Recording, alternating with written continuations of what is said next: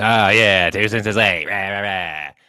I was fucking late for my own birth, dude. You think I'm gonna be out fucking on time for this dumbass fucking stream, dude? Yeah, I'm here though. What's up? Yeah, 2025 been pretty fucking cold and gay so far, but I'm here, man. What's up, boys? Sorry to keep you waiting.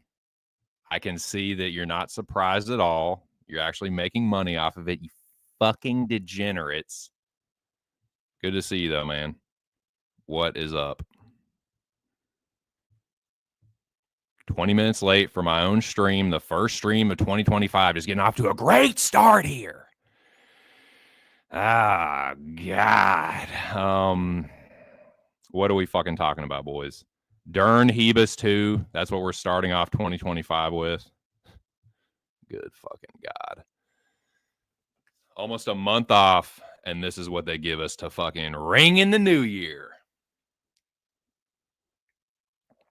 Dern Hebus 2 is the event coming up. The weigh-ins were today. I'm going to talk about the weigh-ins real quick. I'm going to give you my bets real quick. And then I'm going to drop the link for Moyes or whoever else wants to come up in here. And then we will go through the card, give our picks and bets and predictions and all that shit. And then, that will be the stream. Welcome to the after party, motherfuckers. How are y'all doing, man? Does he show up on them? Take the other. yeah. You're welcome. You're fucking welcome.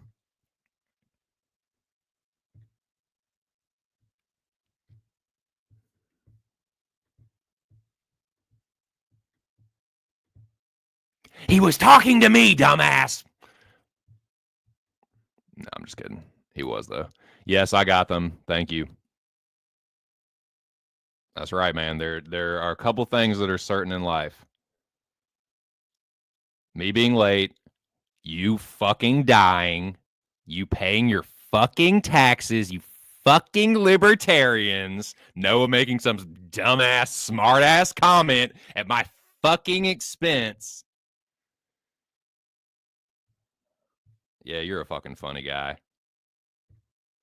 What's up, Joey? Noah. Well, speaking of big shows, I have a fucking special avatar for one big show right there. Shout out to that dude for making the backgrounds and overlays and basically anything that looks good on this channel. Anything that's any kind of production value on this channel, you have fucking Captain Insano to thank for that. He shows no moisty. What up, though? What up, show? What up to the holy shit? 5 people in the building. We got an after party now, boys. Please smash the like button for me and my fucking pitiful, paltry ass fucking channel, dude. Can't even get 300 fucking subscribers. But shout out to the new subscribers that have actually subbed. We're at 281, boys. The subscribers are up. The watch time is fine.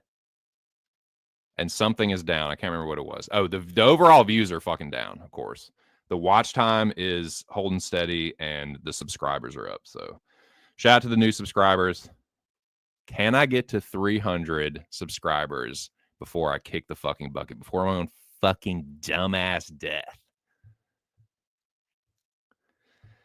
I know. And it's been that fucking long. It feels like an eternity without fights. And then they roll out this motherfucker.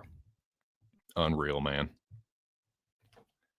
But it's 2025, boys. It's the first fight night card of the year. First fight card of the year, I should say. Great to see all 6 of you in the building. Please, for the love of God, smash the like button. So I watched the weigh-ins very recently. I'll tell you what I think about those in a second. Shout out to the Dome. Shout out to the Locker Room Talk podcast. Shout out to Pub Sports Radio. Shout out to the community at large, except for the fucking dumbasses. Nah, man, even the dumbasses, man, but definitely no shout out to the fucking grifters. The grifters and the grafters can go to fucking hell.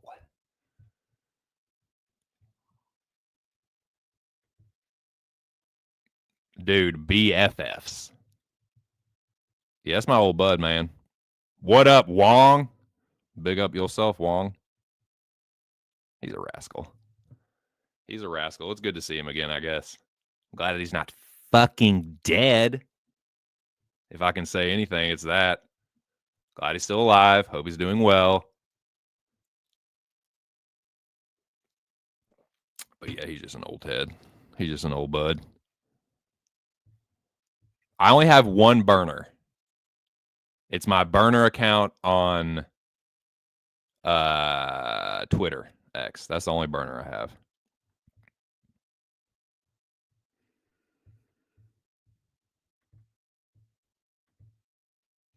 Shout out to you, Lobby, making your classic fucking fashionably late appearance. You fucking smart mouth. What are you doing? Are you enjoying your new year so far? Well, good. I'm fucking glad that you are. Oh man, where are we? What are we talking about? Oh yeah, weigh-ins. So I watched the weigh-ins. Shout out to all you guys though, for real. I'm just fucking lashing out because I was late again.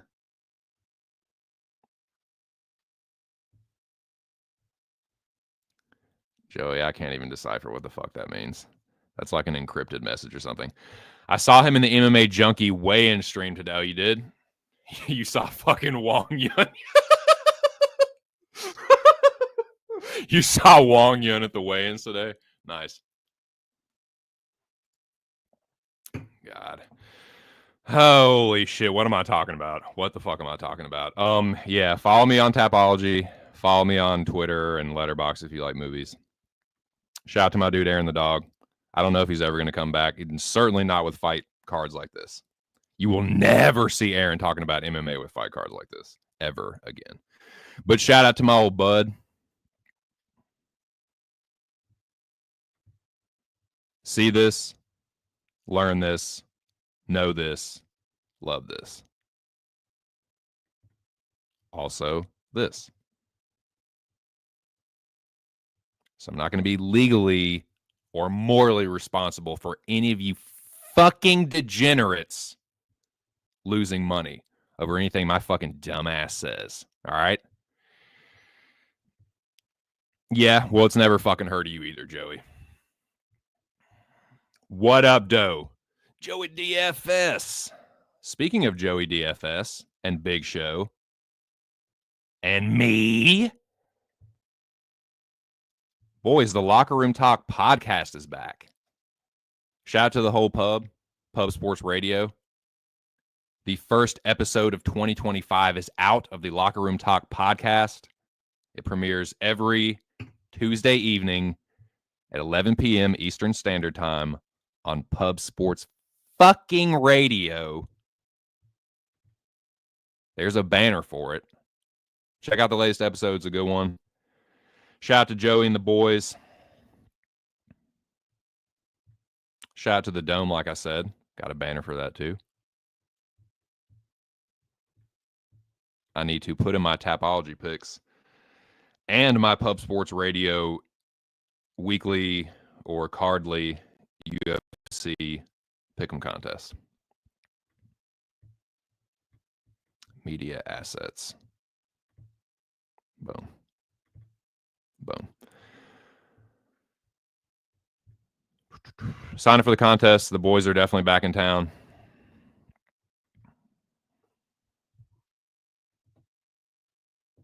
Sign up for the contest. I need to do that myself. That is a reminder to myself. Mental note. Sign up for the contest, you fucking idiot. Super free, super easy. Jeff Slaughter will give you $100 fucking dollars if you have the best picks.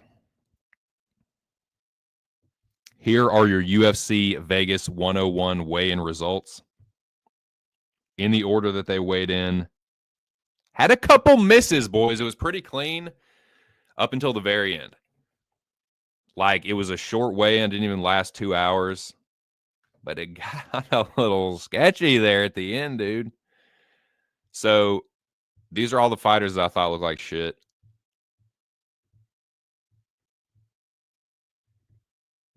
Looking a little Gwynny, looking a little... Ooh. So these fighters to me either looked lethargic or like they're about to pass out, or I could literally see what their fucking skull looks like because they're so sucked out. Dude, I was about to make Jose Johnson the worst looking, like the saddest looking dude up there, but not to be outdone, who comes trotting around the corner, fucking Ehor, and he just took the cake, man. He looked horrific. He was he was like fucking he was 2 pounds overweight. He looked crazy with that fucking hair. He just looked all disheveled and like he looked insane. He looked like a fucking homeless person. And he missed weight. But yeah, I'd say Jose Johnson and Ehor looked the worst overall. They were the two fighters that missed weight, so no surprise there. Ernesta had to get butt fucking naked to make the fucking weight. Take all your fucking clothes off, girl.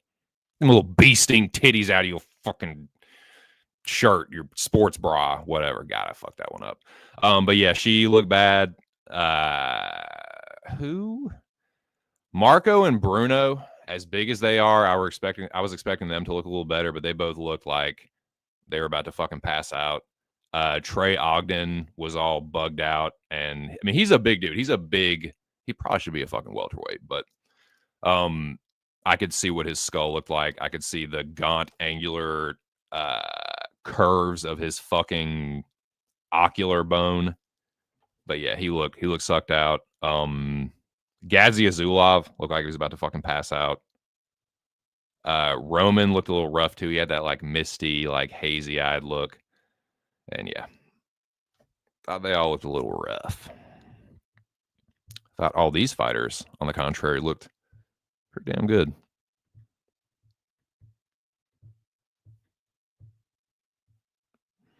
A couple of them were no big surprise. I thought Carlston Harris was going to look a little rougher, personally. Santiago, kind of the same way, but they both look good. Uros Medic looked great. A lot of he was pretty fucking bright-eyed and bushy-tailed. Thiago Moises looked super healthy. I mean, he's not a huge 55er, but still, he looked very healthy. So did Austin Bashi, however the fuck you pronounce his last name. I thought he looked pretty good, and I was expecting him to look like crazy and sucked out, and maybe he'd die. But yeah, Victoria, I was expecting her to look a little worse, I guess. Amanda too, but she looked good. And yeah, that's the weigh-ins. Now the stare downs.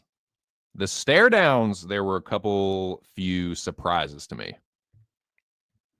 gonna take away from the stare downs.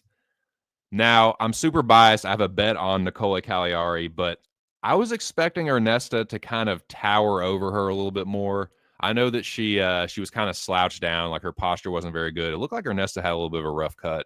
Like I said, she had to get completely fucking naked. She did make weight, so congrats to her for that. But yeah, it looked like she kind of had a rough cut, and I was expecting, so maybe you can account for that, for the maybe her not looking like as imposing as I thought she was going to, and of course my bias towards the Cagliari bet. But yeah, I kind of like that, man. I was expecting her to be, oh god, she's gonna fucking tower over this bitch. Like this is fuck. I really don't like how undersized she's gonna be. Blah blah blah. But I think she can be all right. Magomed and Bruno. Magomed Gadzhi is a big fucking dude. I was expecting Bruno Lopez to maybe be a little bit bigger than him, but that was not the case. I did not like how much bigger Trey Ogden was than Thiago Moises, but now that I think about it, like, yeah, Ogden's a huge 55er, Moises isn't, so whatever. I don't think it's going to matter there. I think there's just skills are going to pay the bills there. Ehor and Marco Tulio. Ehor Poteria, however the fuck you pronounce his fucking Ukrainian last name. He's a big fucking boy. He's a big boy, baby. And yeah, I was expecting Marco to maybe look a little bit bigger than him, but Ehor was a little bit taller, a little bit bigger. So shout out to the 10 people in the building, though. So we got double-digit viewers. That's a great success for my channel. Please smash the like button. So 10 people need to see 10 fucking likes.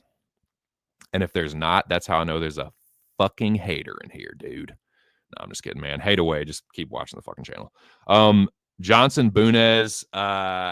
that is kind of how I was expecting Ernesta and Cagliari to look. Like Johnson was towering over Felipe Bunez, but he still looked like shit. Same with Euros Medic, dude. Like Puna's coming down from 185. Medic, if I'm not mistaken, is coming up, but dude, he looked way bigger than Punahele. And I was a little surprised at that. How about all those fucking dumbasses that said that C-Rod was going to be so much bigger? Oh, dude, he's going to be so much bigger and stronger. They are the exact same fucking size. It was a mirror match. Bashi and C-Rod was a mirror match as far as like size parity. They're the exact same fucking height and fucking width and all that shit and weight. So, yeah, you can can that fucking narrative of C-Rod being like, oh, he's going to be so much all bigger and stronger. Dude, shut the fuck up. But anyways, dude, Roman Kopylov, quite a bit bigger than Chris Curtis. Harrison Ponzinibbio, Carlston, good bit bigger than Ponzi, and Dern Hebus, not so much a size thing, but like Hebus is all keyed up for this fight. I don't remember how the stare downs really went as far as like where her energy and all that shit was at, but like she seems a little nervous. Like Mackenzie Dern kind of seems cool, calm, and collected. It's not collective. So many people say cool, calm, and collective. That doesn't fucking make any sense. That doesn't mean anything. That's the wrong thing to say, dumbass. It's not cool, calm, and collective. It's cool, calm, and collected. You're collected. You're together. She looks like she is cool, calm, and collected. She can end up losing the fight, but I just thought that shit really gets on my nerves. It's a bugaboo. But yeah, that's my takeaways from the stare downs, face-offs, whatever. And that's my take on the weigh-ins in general. It doesn't matter. I've already made my bets. I don't make bets or picks based on the weigh-ins, but I'll definitely tell you what I think about them and who looked good and who I thought looked like shit. So there you go. What did y'all think? Yeah, that. What up? Shout out to Bo Jackson. Call me whatever. He did, man. I was surprised at that. Fuck yeah, dude. She's a fucking goofy bitch. I know that. She's a fucking goofy weirdo. Anyways, but she's a nice enough girl. Shout out to Amanda Hebus. Dude, I have a lot of respect for all fighters, dude. I love and respect all fighters. Or whatever you're fucking supposed to say. To get them to fucking give you interviews or likes or mentions or whatever the fuck. Anyways, shout out to all you guys, man. We're almost 20 minutes in. Sorry, I tried to speed through that. I'll speed through my bets as well. I only got a couple few.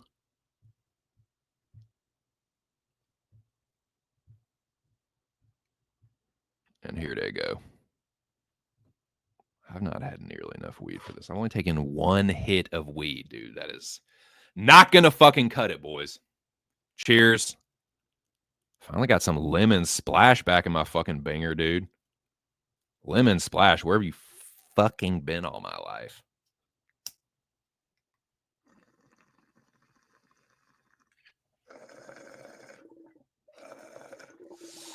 It's a fucking source of my power, dude. Cheers, boys. First fucking stream in 2025. This year's been, holy shit, I almost fell over. This year's been pretty fucking frigid and stupid. Yeah, I agree with that.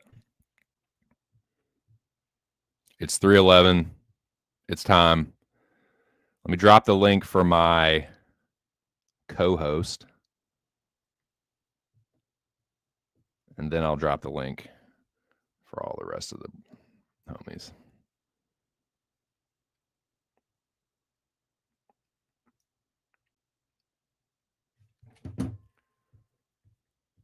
Are you ready, Moise?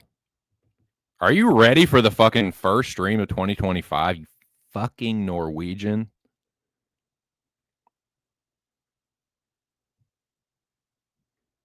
Copy. New tab.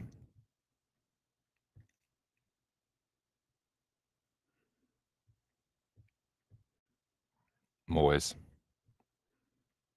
Yes, Big Show. Thank you. I got them. I really appreciate that for real. Thank you for being a true barrage.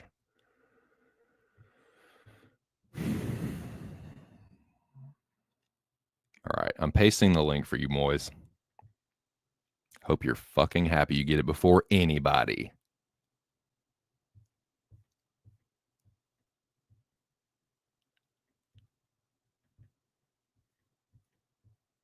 It's a sign of respect and honor. I'm an honorable man. I will die an honorable man. I got Hebus, but Dern's heavy-fisted and damage could mount on Hebus dome piece. I think Hebus could get knocked out, dude. I think there's a chance to get knocked out. I'm passing on that fucking fight. I want nothing to do with that. But it just feels like they want McKenzie to win, and like Hebus won the first fight pretty clearly, and it's called Dern. Like Dern is the fucking first name on the matinee. Like a little weird. Good to see you though, Bo. Hope he's doing well. He really did, man. I was like, holy fuck. I was not expecting that, man. Like Chris Curtis is a pretty big dude, but I didn't I thought Kopylov might look a little bigger, but not that much. Shit. Yeah. Mackenzie's boxing has gotten better. She's back with Perillo. I think she's back at Ruka. I don't know that for sure, but I know she's back with Perillo.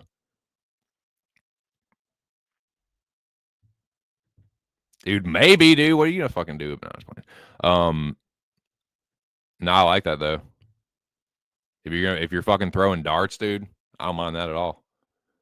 Look pretty good on your cricket score. Yeah, I like that.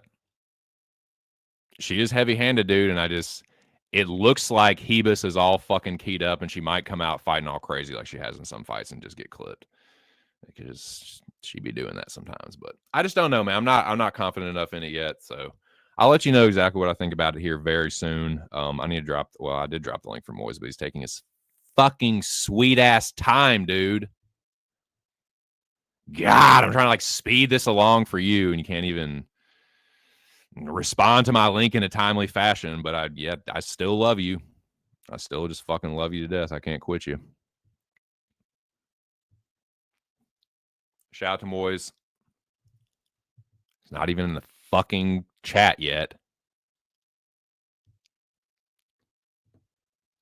Just way too overprivileged. There he is. See, that's all you got to do, man. You just have to hurl insults, and then you get what you want. It's that simple. Here he is.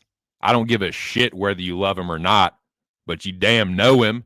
If you're part of this fucking community, you know who this guy is. He's wearing something that looks like something that's way past the season, but I guess I'm going to allow it because of the respect that I have for him. But here he is. The one. The only. Sorry, I'm trying to stall while I get this fucking background shit together. There he is. What up, Moyes? Can you hear me? Sorry, I fucked up your introduction, but it's good to see you, buddy. What's up? Happy New Year. Happy New Year. Well, sorry, I thought you had a Santa Claus hat on. That's what it looked like. No, from the, no. thing. Just a regular, what you call a beanie. Well, forgive me. I apologize. How you doing, though, man? Yeah, feeling good. Hell yeah. Hell yeah. Strong like bull. Getting stronger every week. That's so nice. That feels right. so fucking good. Yeah. For sure, dude. Well, it's good to see you, buddy. How you feeling about life in general, this fucking year, this card, and whatever else I'm supposed to say to fucking start this thing off? To be honest, I don't know.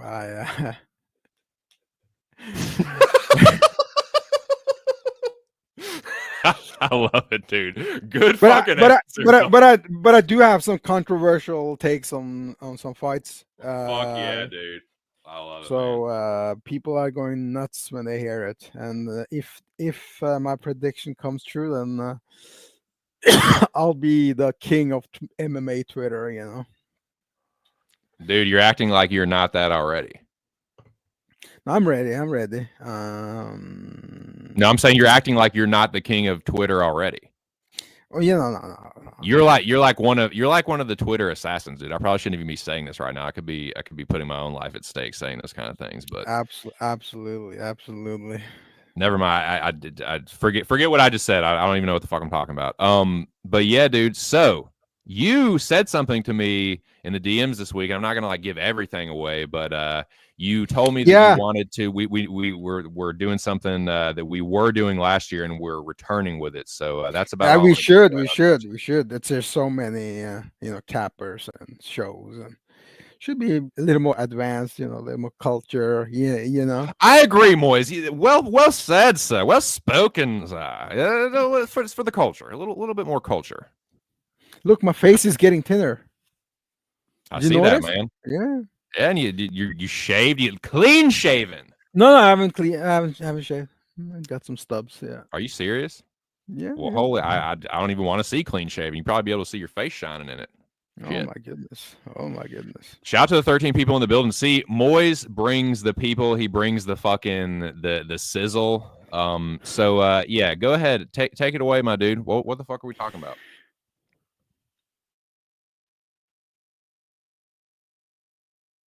Oh God, of course. Is that my fucking?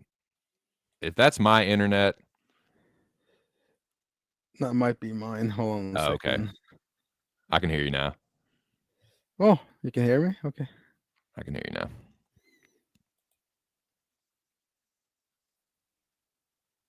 I can see you blinking too. Okay. There you go. I think we're back. Yeah, it was mine, I guess.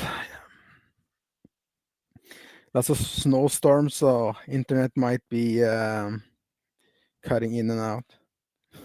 God, 2025 is a frozen wasteland of a year, dude. Everything is covered in either snow or fucking fire. But Did you see the video I posted in the group chat when I'm walking towards the subway station? Holy oh shit! yeah.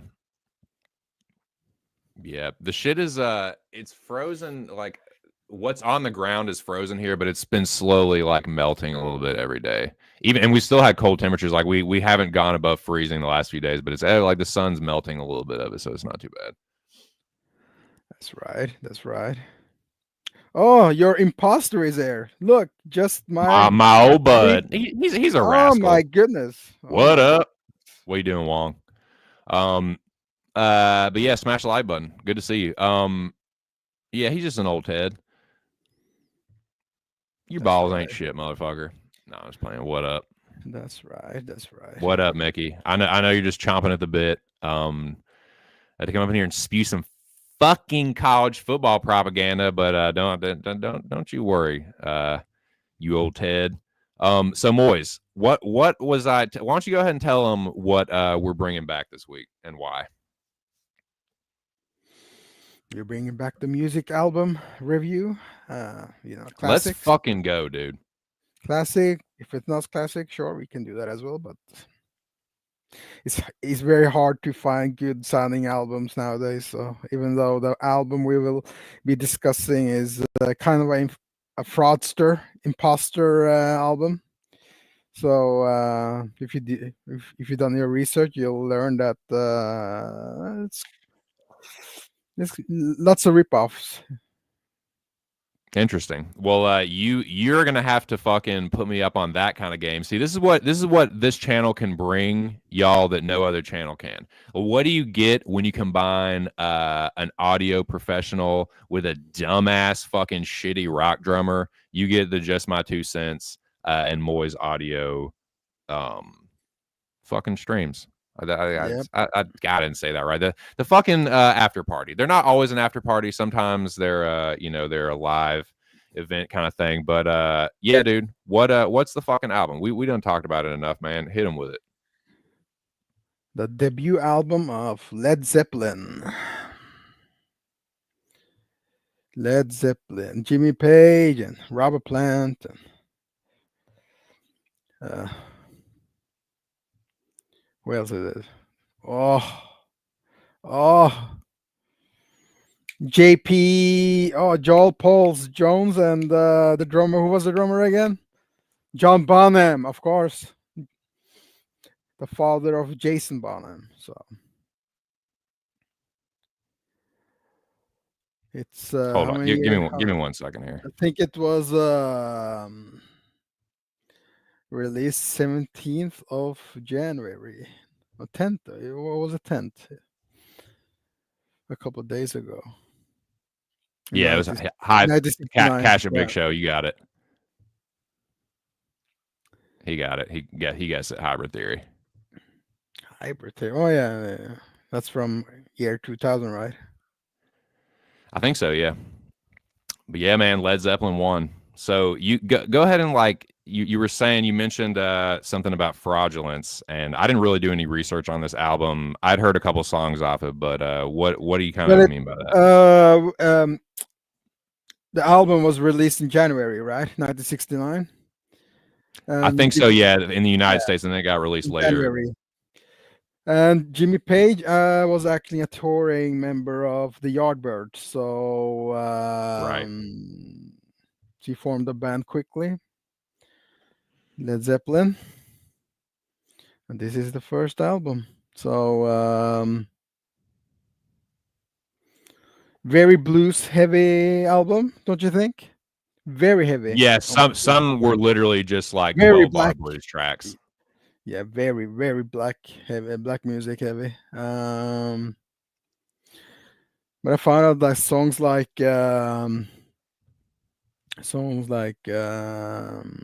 which one was it? Yeah, And honestly, they, those are the yeah, songs that straight up like bluesy sounding songs. Those are the songs that I honestly like the least. Like there's so much better blues music out there. I've never been big on Led Zeppelin's like bluesy kind of shit. I much prefer their like psychedelic rock, mystical kind of shit. That's just me. I much prefer that kind of sounding stuff from them. But and it was the same on this album. That's just what my ear is more attuned to. I don't know. yeah. There are some strong songs, but it's kind of very uneven album for me. You take a song like your second song, "Babe, I'm Gonna Leave You." It's actually a song by a folk singer, Anne Murray Braden. So So it wasn't just like they took the riff, like it's the actual whole song. they took the guitar parts and Okay. tried to make their own. And she sued them in 1980 and got all the royalties. So she So successfully sued them for that. yeah, and, Because I then you said that's the second song, because that's honestly the one, "Babe, I'm Gonna Leave You." Like I really like that. I was like, man, yeah, I I like don't. it too. I like it too. It sounded great. I was like, holy shit, like this song is fucking great. I like it too. But my Um, favorite is the opening track, of course. Good dude, time. and that dude, I was just gonna say that. So This is good. an album that like was a victim of the opening track being too good or like being better Yeah, than the rest of it. Basically, it's like you can't really follow like the opening in the days of my like you can't. I don't know, man. You open that strong, it's gonna be tough to follow it. absolutely. What I also notice is that the vocals, the guitar, heavy on the reverb, and the drum parts is very dry. So it's a very special sound. Yeah, yeah, Very I like dry. it. I like it feels very vintagey. It feels very what's the fucking word? That's not the right word, but it's got like a very like I don't know, fucking Bonham's. retro kind of sound. Did you listen to Bonham's kick drum in that song, the first song? The first, oh yeah, dude, the It's kick is crazy. awesome. It was Oh yeah, crazy. oh yeah, the first kind of like, and dude, it's like all fills almost. It's like it's great, man. Great fills in that. What's the song? Is it "Your Time Is Gonna Come" that has the organs? That opens with the organs. Whatever song that is, Uh, I like that one too. which one? Well, is it? I think it's "Your Time Is Gonna Come." I'm Your pretty sure time that's is what it gonna is. come. Yeah, Yeah, I yeah, like that song a lot, and I loved the picking. I love the guitar picking on Black Mountain Side. I like that a lot too. Communication Breakdown is whatever. I've never really been a huge on that song. And then that was kind of it for me. But yeah, you can't for this one. It was kind of like front loaded a little bit with good times, bad times. But yeah, there were some good ones. That's crazy about that, babe. I'm gonna leave you. I did not know that. Black Mountainside, also a ripoff. Dazed and Confused, also a ripoff. But they never credit the actual artist, so That's crazy. it's very crazy how they got away. So, and one of the songs actually Chicago stole, 25 or 64. Dude, because it's okay, but that's the first one. Never mind. Babe, I'm gonna leave you. Yeah, Yeah, and yeah, Breeden. Is that her? yeah. Yeah. That's wild, man. But yeah, overall, it was. I looked at this album and I was like, what songs do I recognize? Like, obviously, Good Times, Bad Times, and Communication Breakdowns. Those are the only two that I knew right off the rip. And then when I listened to it, the gems of it are "Babe, I'm Gonna Leave You," which is obviously not even their fucking song. And But Dazed and then, Confused I, I is the most popular.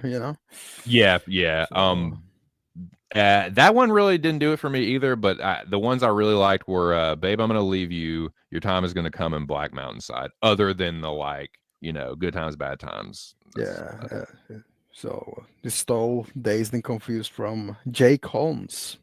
It's Interesting. crazy. It's just Steven crazy how ass it fucking got Led away. Zeppelin, dude. Yeah. But yeah, some good guitar picking. I like the organs on that one track, and yeah, "Good Times, Bad Times" is still a fucking banger. Yes, I guess that's the story of the album. You know, fast made and stole a lot of other people's music. You can't do that now. You'll get sued and lose all your Oh yeah, you could play it a little more fast and loose back copyright. then. You can Yeah. be like, "Nah, they're lying."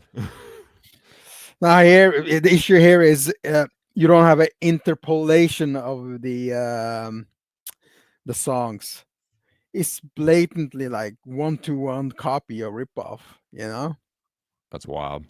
It's extremely wild. So, but that was back in the day. So, Fuck yeah. Well, yeah, Moise, dude, good shit, man. Thank you for suggesting this. I'm glad. See, you learn a little something new every day, boys.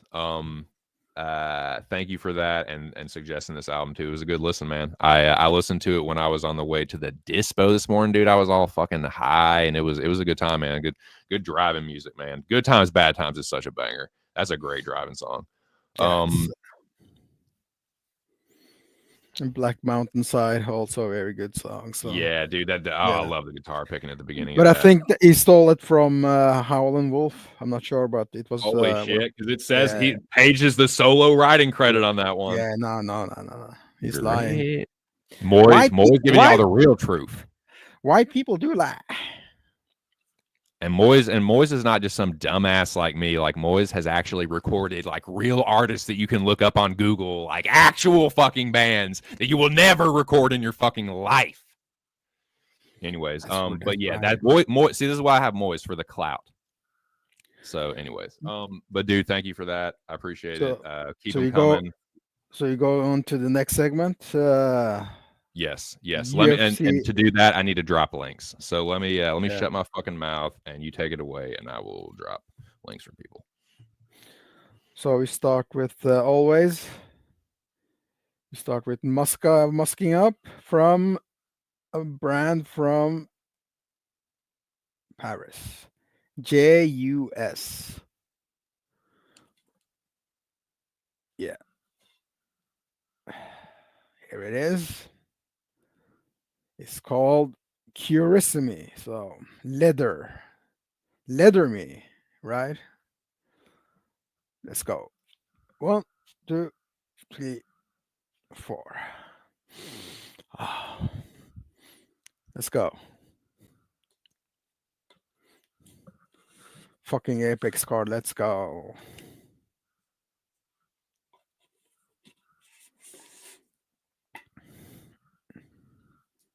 So next week you have to choose an album we can talk about. So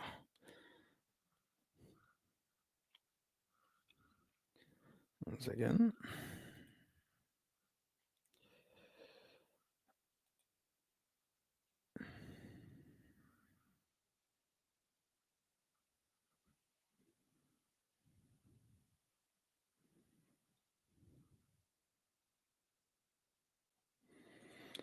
Eurotrash MMA. What was that? Sample box from. There you go. Joyao, unique. Sensoriel. 11 vials. Perfume. 1 second.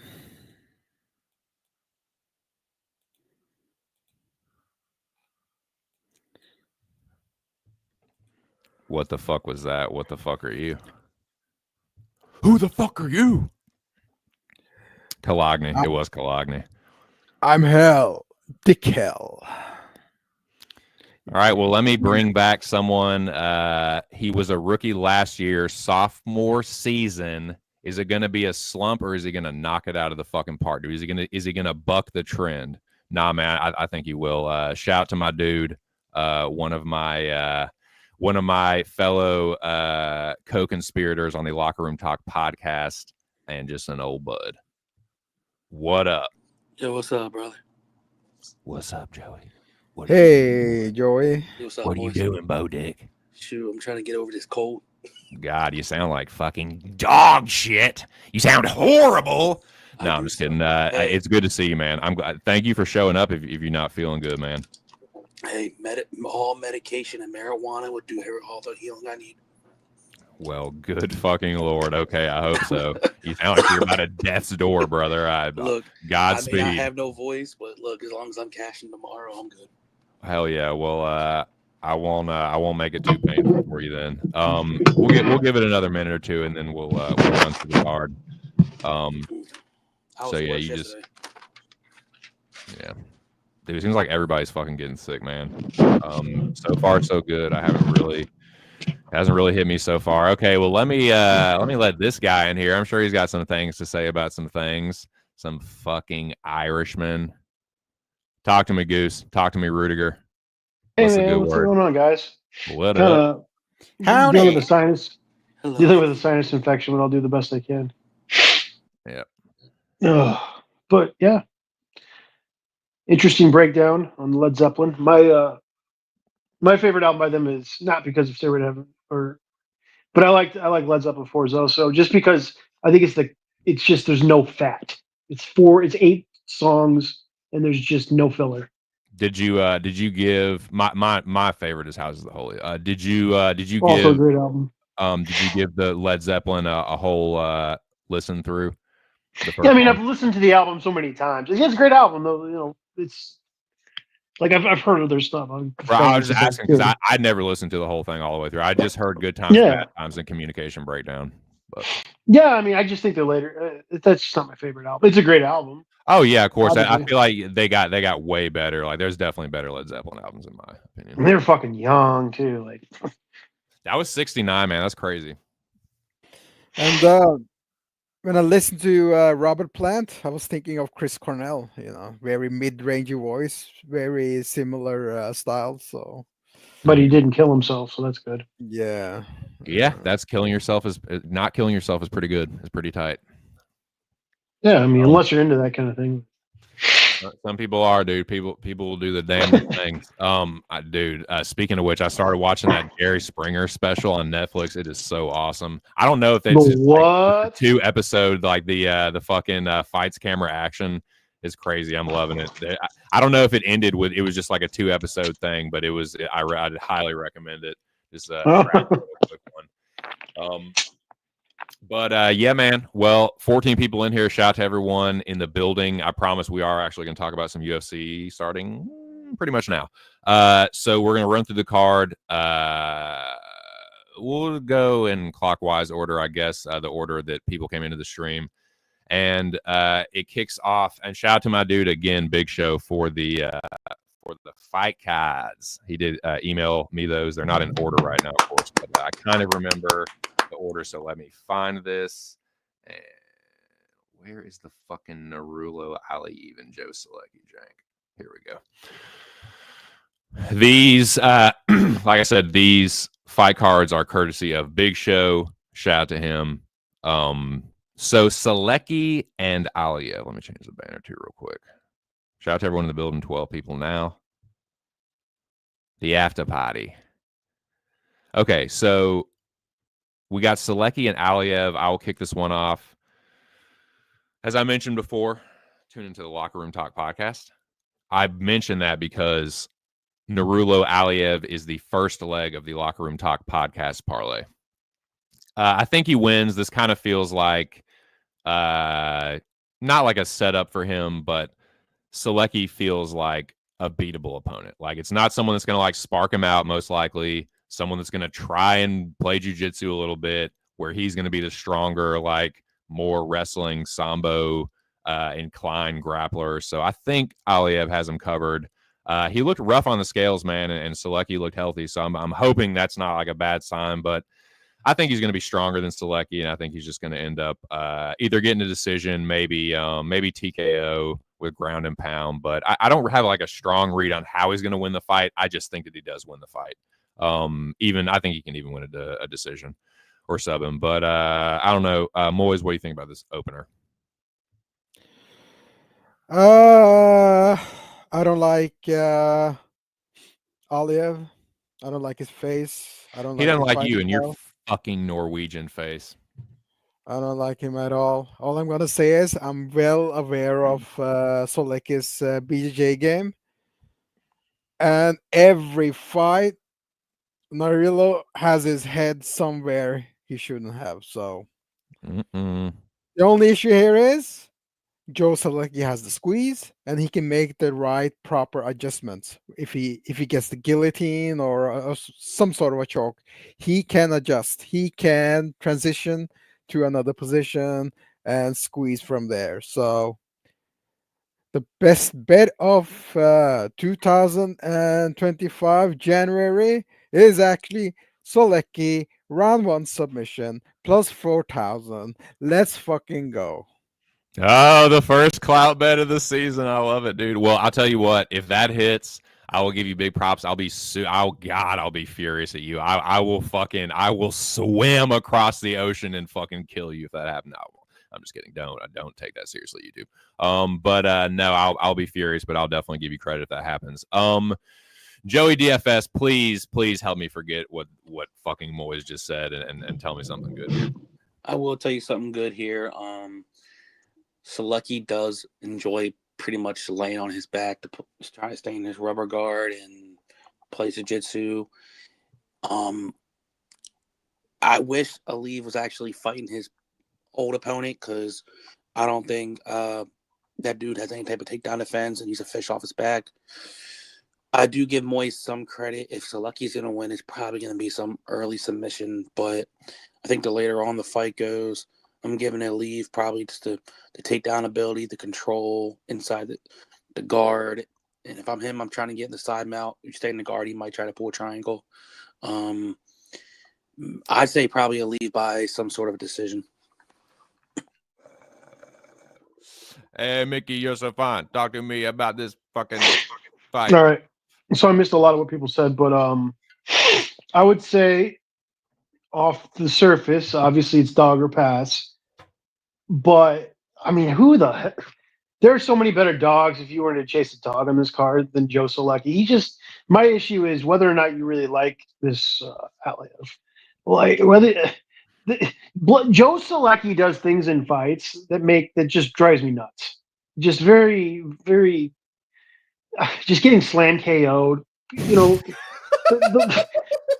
he does things in fights that drive me nuts, like getting slammed into the fuck another like I know, universe. but just like holding on and getting slammed like that.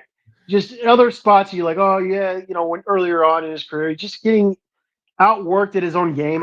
There's nothing about him that's redeeming, especially on short notice. So yeah, I lean toward Aliev. I don't know if it's a finish or not, but I think he can win a decision. There's just so many ways he can win, and I think for Selecki, when you suck that much at striking, and you're so dependent upon your BJJ, and you're not a very good wrestler, in my opinion, for what he wants to do, it's not something I want to get behind. And so Aliev's the pick. Right on. Good shit. Well, we can press forward. Best of luck to everyone there except you, Moyes, you fucking piece of shit. This one is a chick fight, and the line is fucking dumb. But it doesn't matter for me because because I want nothing to do with it, and I will have nothing to do with it. I guess for the pick, I will say that fucking Fatima Klein maybe knocks her out or maybe wins a decision, but I don't know, man. Dudikova, I don't really feel like or think that highly of her either, so I can't bet her. Although, like on principle, general principle, a chick fight like this that's lower level or not really high level, that the line's stupid. So I want nothing to do with it. I'm not fucking laying in minus 850 on Fatima Klein, even though I think she probably wins. But y'all tell me, man. I just don't have a good read on this one. We'll go in reverse order, I guess, this time. Mickey. Yeah, I think Fatima Klein probably wins, but I found a book that had her Dudikova at plus 700. Great. So I earlier this week, so I'm like, I put enough on that to make a unit. So it wasn't a lot of money. It's just one of those things where it's like, come on, what are we doing? Yeah. There's nothing to do with. I don't give a fuck about the path.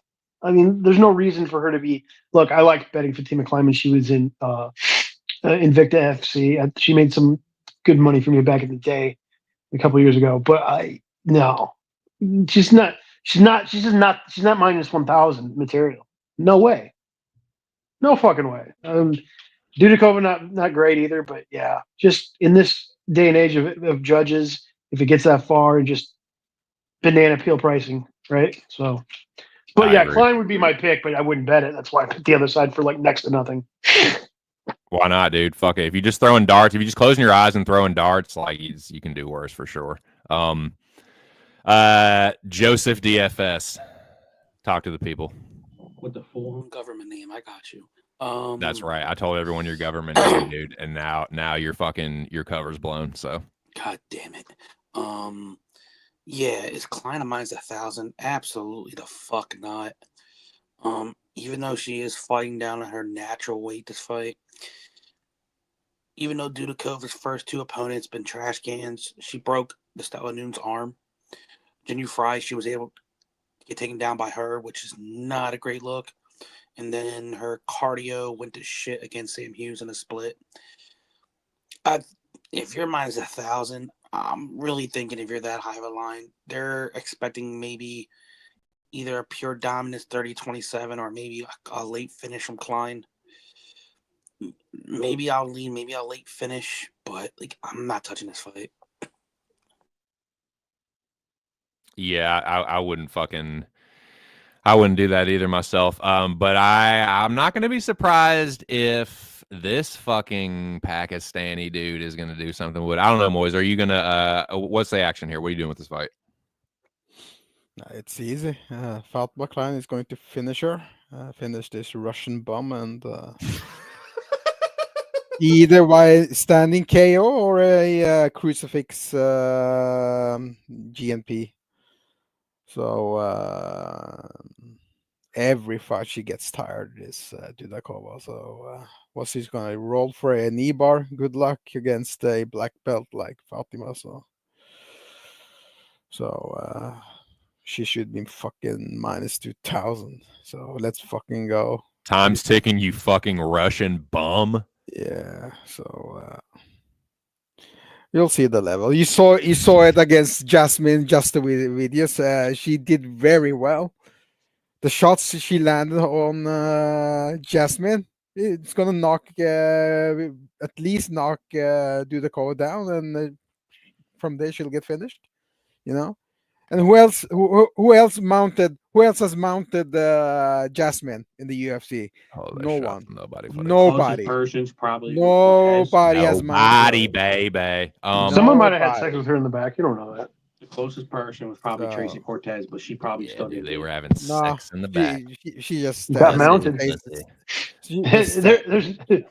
There's nothing like talking up somebody over a loss. They were fucking scissoring in the back. Everyone heard them.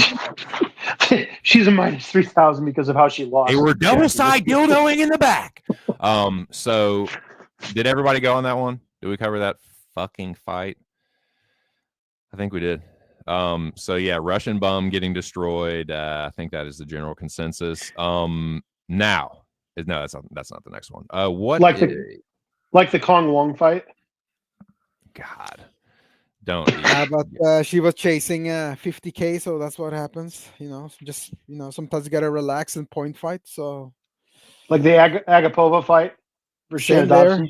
Yeah, Yeah. same issue. I'm just there. saying. I'm just 50K. saying. This is a retarded price. Don't be fucking stupid. If you like a prop, great. But Jesus Christ, don't. Yeah, exactly. Do not It parlay is this shit.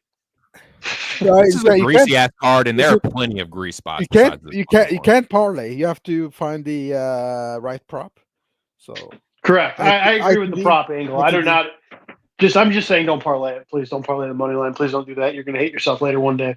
Don't go heavy on this card in general, man. This is a greasy fucking card, dude. That'd be my unsolicited advice for everybody. But I'm not saying don't bet it, but just don't go crazy on this one. There's a pay-per-view coming up. Just fucking save your shit for that. But anyways, so I'll tell you what. Joey, why don't you kick this one off, dude? Gadzia Zulov versus Bruno Lopes. If anybody that watched the show on Tuesday, I did say Gadzia I don't think he's as good as advertised. I know he has 6 finishes out of 9 wins, but if you go back to the finishes, their combined record was 3-15. So Billy said, "Oh, good management. Might be good management, but you're actually fighting cans." So yeah, could Muhammad win this with his faster hand striking and maybe even take down Lopes and control and make it boring? That's more of a chance I could see happening. But if there's an early type of finish, it takes one bad Gazizulov takedown attempt, and Lopes is a sneaky BJJ fighter. Or if Lopes watches anything, Ribeiro took down Gazizulov 3 times. If you tell me Lopes takes him down, and he is the better pure top grappler, if it's a finish, I think it's Lopes. I'm still leaning Lopes, but it wouldn't shock me if Mama Gomed wins a fucking stupid, boring decision. Hell yeah. I almost did bet Lopes, but I have too many questions on the fight. Mick, what do you think about this one? I fucking hate both of these fighters. Bruno's fucking cheating piece of shit. Gadzia Zulov. They hate you too, and they know where you live. They know your address. Good. I hope they do. I want all the Russians. Bring the Russians and the fucking. No, I guess dog or pass. But I mean, are you really gonna trust Bruno Lopez? Maybe early. I don't know. I don't like him. I think if anything, God sprinkle round 1. Gadzia Zulov probably wins this fight. Do I have anything to do with it? Absolutely not. So that's the pick. Let's say late finish. Whatever the late finish, the round 3 prop is for late finish. I don't know. Fucking hate this fight. Ugh. And that's it. Nice. Moyes.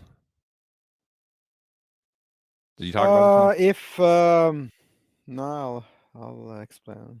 If Mohammed Malam at Brave FC managed to knock this Russian fool down with the uppercut, most likely Bruno Lopez is going to do it as well in round 3 when he's both are tired and he's going to panic shoot this Magomed. It's going to be sloppy and he's going to see the shot coming from a mile away and land the European takedown defense, the uppercut, and finish him in round 3. So and shock the world. So nice. I don't like Magomed Gazia.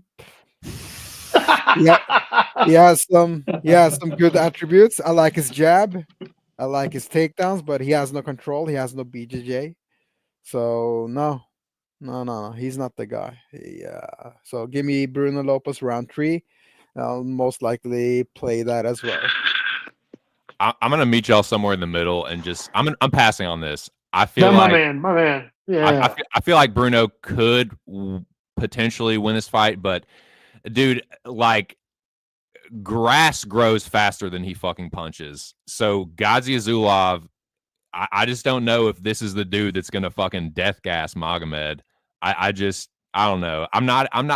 I was way lower on Magomed before that last fight. And it's not like I'm super high on the guy now, but it's like I don't think he's quite as shit as ever. Like I feel like Magomed fucked some people's like girlfriend or something because like people seem to hate this dude. I don't know what it is. I think he wins, but I'm not passing on it, man. Lopez landing some fucking mongoloid overhand and slumping this dude, like it ain't gonna piss me off because I'm not gonna have shit to do with it. So yeah, give me a guess. This is the Sulaf. But what were you gonna say, more? Yeah, I mean Lopez, just like Mohamed Malim, is a pressure fighter. So Right. I don't It think could be a bad stylistic matchup. I just don't know if he's the one. What I saw for at the Brave FC fight was that Magomed struggled a lot with the footwork and striking backwards. So the uppercut KO is live. Yo, TC. Yo. Another way I could also see this, I know Mick said maybe early for Lopes, is what if this fight? I'm not trying to compare the styles, but what if Lopes does land a big shot? Gazilov takes a sloppy shot similar to what the Lupe and Garembo fight. He shot in, got his neck taken, and got submitted. No. Hold on. I'm not sure. I don't recognize. God. Yeah. Daylight come, man. We wanna go home. Who this is? It's our friend Giuliano Argenti. Yeah, what's good? What's good, man? What's good? I invited him. Yeah, what's going on? Oh wow, yeah, I'm retarded. I fucking have the YouTube open and like, yeah, shit. Moist invited me, and I really only have like kind of a few minutes. I was like, sorry. I thought I was like, how is someone hacking into my computer? I'm sorry, I didn't give you the. Moist, why don't you tell me that this was someone you invited? I would have opened the link for you way before. That's why I kicked you before. I apologize. What's going on? No, dude. That was actually an accident. I fucking could, could you DM me the link. But anyway, dude, I agree. This is like, probably the shittiest fight that I could have come into the stream on. But yeah, like it's probably, it's gonna be Ghazi Azulov. It's very difficult to see it for Lopez. He's just fucking slow. He's too slow. I think it's I think he's gonna get finished probably. But it's literally like it's gonna be it's one of the only fights on this card that is actually that isn't exciting, to be honest. Oh yeah, dude, I could see this being fucking stinker of the night for sure. Have you seen the fight? Have you seen the Gaziazulo fight at Brave FC? Yeah, man. He got knocked down in round 3. Yes, I have. Dude, I watched. I do a lot of research. Because I actually have to drop my betting advice video later. I do a lot of research for cards, and oftentimes I'm VPNing myself into like fucking foreign countries to watch regional MMA. Right. Well, so what? It's nice to meet you. I'm 2 cents. What do I call you, sir? Fucking Gio or Giuliano or whatever you want. Okay. Well, nice to meet you, Gio. If there's another fight you want to talk about that we've already covered briefly? It's only been 2. Like we talked about Selecki and Aliev, and then Klein Dudakova. Do you have any action on either of those that you want to talk about?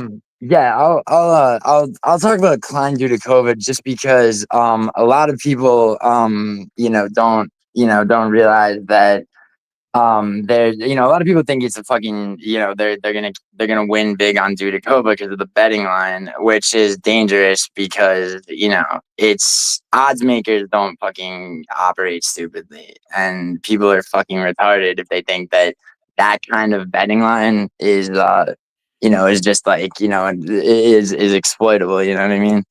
Yeah, no, yeah, for sure. It's like you see that big number and you're like, oh man, maybe it's like a chick fight, but it's like, nah, she probably gonna get smashed, right? Yeah. No, and I mean, so a lot of people don't know this about odds makers, but they the way that they operate is they basically move strategically. So for example, like O'Malley versus Marab, right? They opened the betting lines correctly, right? With Marab at as a favorite. And then so much money was going in on O'Malley from all the stupid ass O'Malley fans that, by the time the fight started, the line had O'Malley as the favorite. With a smaller fight like this, there's not gonna be anywhere near as much money coming in on whatever they know, right? The odds makers, right? They'll exaggerate what should be like a minus 350 or 400. They'll exaggerate it more so that they can attract money to come in on Dudikova as an exaggerated underdog.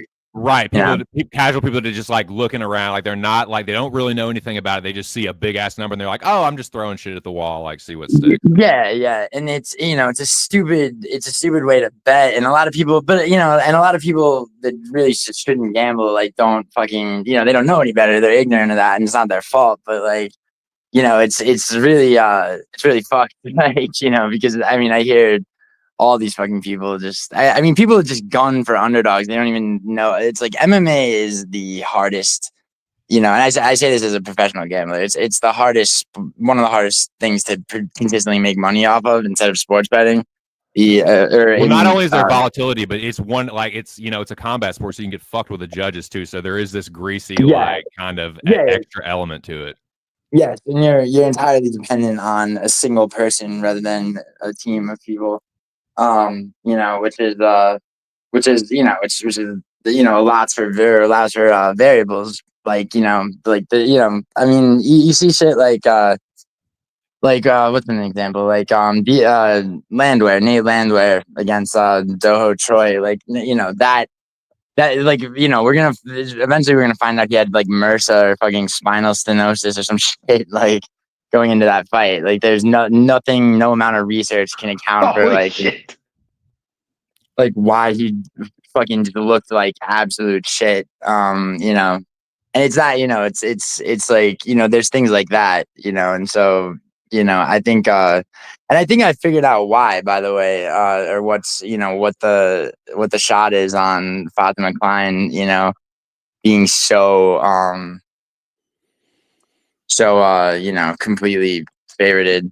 I'll just go ahead and tell you this. So I've been watching UFC since probably like mid to late 2000s, but I only started gambling on it the last 3 or 4 years. I think this is my 3rd or 4th year gambling. So I've been doing picks for a little bit longer than that, for probably like 5 or 6 years on YouTube. But I will say this, just as like my personal like strategy or whatever, if it gets to that line where it's like minus 850, even if she wins, it just gets to the point to me where it's like gonna weigh down a parlay. So it's like the way I parlay stuff, I'm not even gonna usually think about a line like that unless it's like, I don't know. I just don't like that on principle, just because it's like it doesn't do much for anything. Sure. Yeah, but Well, the price is justified. I mean, it just feels like a flex. Like it's like, oh, dude, I'm so fucking confident. It doesn't matter, dude. I'll just throw her in there anyway. Yeah, it's justified until she fucking gets injured. Exactly, until she fucking slips on a banana peel. There's nothing sharp about minus 850. If you got it at minus 400, you're fine. But we let's press on. So we talked about did you have anything else, Gio, on Gadzia Zulov and Lopez? Well, I would say, I would encourage everyone who I can't talk out of gambling to, I mean, I'm not trying to plug my channel, bro. But like, I really do, I really do want people to not lose money. You know what I mean? So, there's a strategy called round robins, which, with MMA is literally the only way to, consistently gamble intelligently on MMA, meaning to remove the house edge and not lose money. But but without, I don't want to take up time explaining that. So, I mean, I have videos on it and everything. But anyway, thanks for having me on, dude. And thanks for inviting me, Moise. Yeah, man. Come back next week so we can discuss the Yeah, no doubt, man. film, whatever you want. Well, hey, before you go, what is the name of your channel so I can subscribe? But before I do that, you definitely have to subscribe to my channel. I'm not gonna let you plug it. No, I'm just kidding. Oh, I already did. Go ahead. It's Giuliano Argenti, no verbal taps MMA. It's literally what's under my name. I Okay, think. cool. Let me put that up then. Hold on. Yeah, it's fucking long. I know. But I mean, I got a decent amount of subscribers for I guess for 3 months. So for almost 40K at this point. Nice, man. Well, shout out to you as a fellow content creator. I'll definitely subscribe to your channel. Just help if you can help your boy try and get to fucking 300, that'd be fucking much appreciated. But oh yeah, no doubt, man. I'll you know what? I'll fucking I'm about to drop a betting advice video, dude. I'll link you. I'll throw a link to your channel in the description. Sure. Hey, much appreciated, man. And yeah, you're welcome anytime. You can get the link from Moise or whatever. And yeah, thank you, dude. Thanks for the info, and I'll check your channel out for sure. Word, man. Take it easy. You too, man. Cool. Well, there you go. There you are. Shout out to Gio. I'm gonna subscribe to his channel here in a second. So, did everybody go on Gadzia, Zulov, and Lopez? Yes. Did we all cover that? I don't even know what happened anymore. Yeah. Great. So let's talk about this fight. I'm going to lead this one off. This is the first bet that I made. I'm having a little bit of buyer's remorse about it. I'm on Cagliari. It feels like she's kind of a little, not like the most popular underdog, but it feels like there's some people on her. I don't know, man. I really don't like how undersized she is, but the weigh-in, she didn't look quite like I said, Ernesta didn't look quite as imposing as I thought she would. I still like it for the value. I think this could be a close fight. I could see maybe getting screwed out of like a split decision. I just think she hits harder. I think she's a little more violent. And I think she's a little more likely to try and like punch her way into the clinch. She's got these good like body lock trips. She's really like assertive with them. And I think she could end up taking down Ernesta with a couple of those who didn't show the best takedown defense. And I think she could maybe sub her. So I'm kind of like, I'm on Cagliari. I bet her at plus 240. So I'll make that official for the channel. I do have a banner for it. I was supposed to go over this before, but I'm fucking just slacking today, boys. I got this at plus 240 on BetMGM. So shout out to them for that. Just a half unit, but I like her as a dog. I think she's got some of the things I like to bet on as an underdog. She's like, she got that dog in her, for lack of a better fucking phrase. But I do think she will push the fight.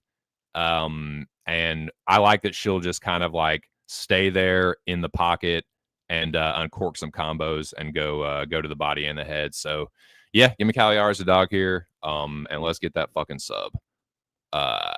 Mick. You like Cagliari? I also do. like Cagliari, but I don't know if I'm going to get there. Yeah, I'm not taking Karikatsi at that fucking price. There's just no way. I figure one of these dogs are going to hit. It's ridiculous. But fucking women, these prices are just stupid. I don't care. So yeah, I don't think either one is great. I don't think any of these girl fighters are that great, honest to God. But yeah, I don't. Yeah, I bet that I don't bitch know on general principle. For real though, I did.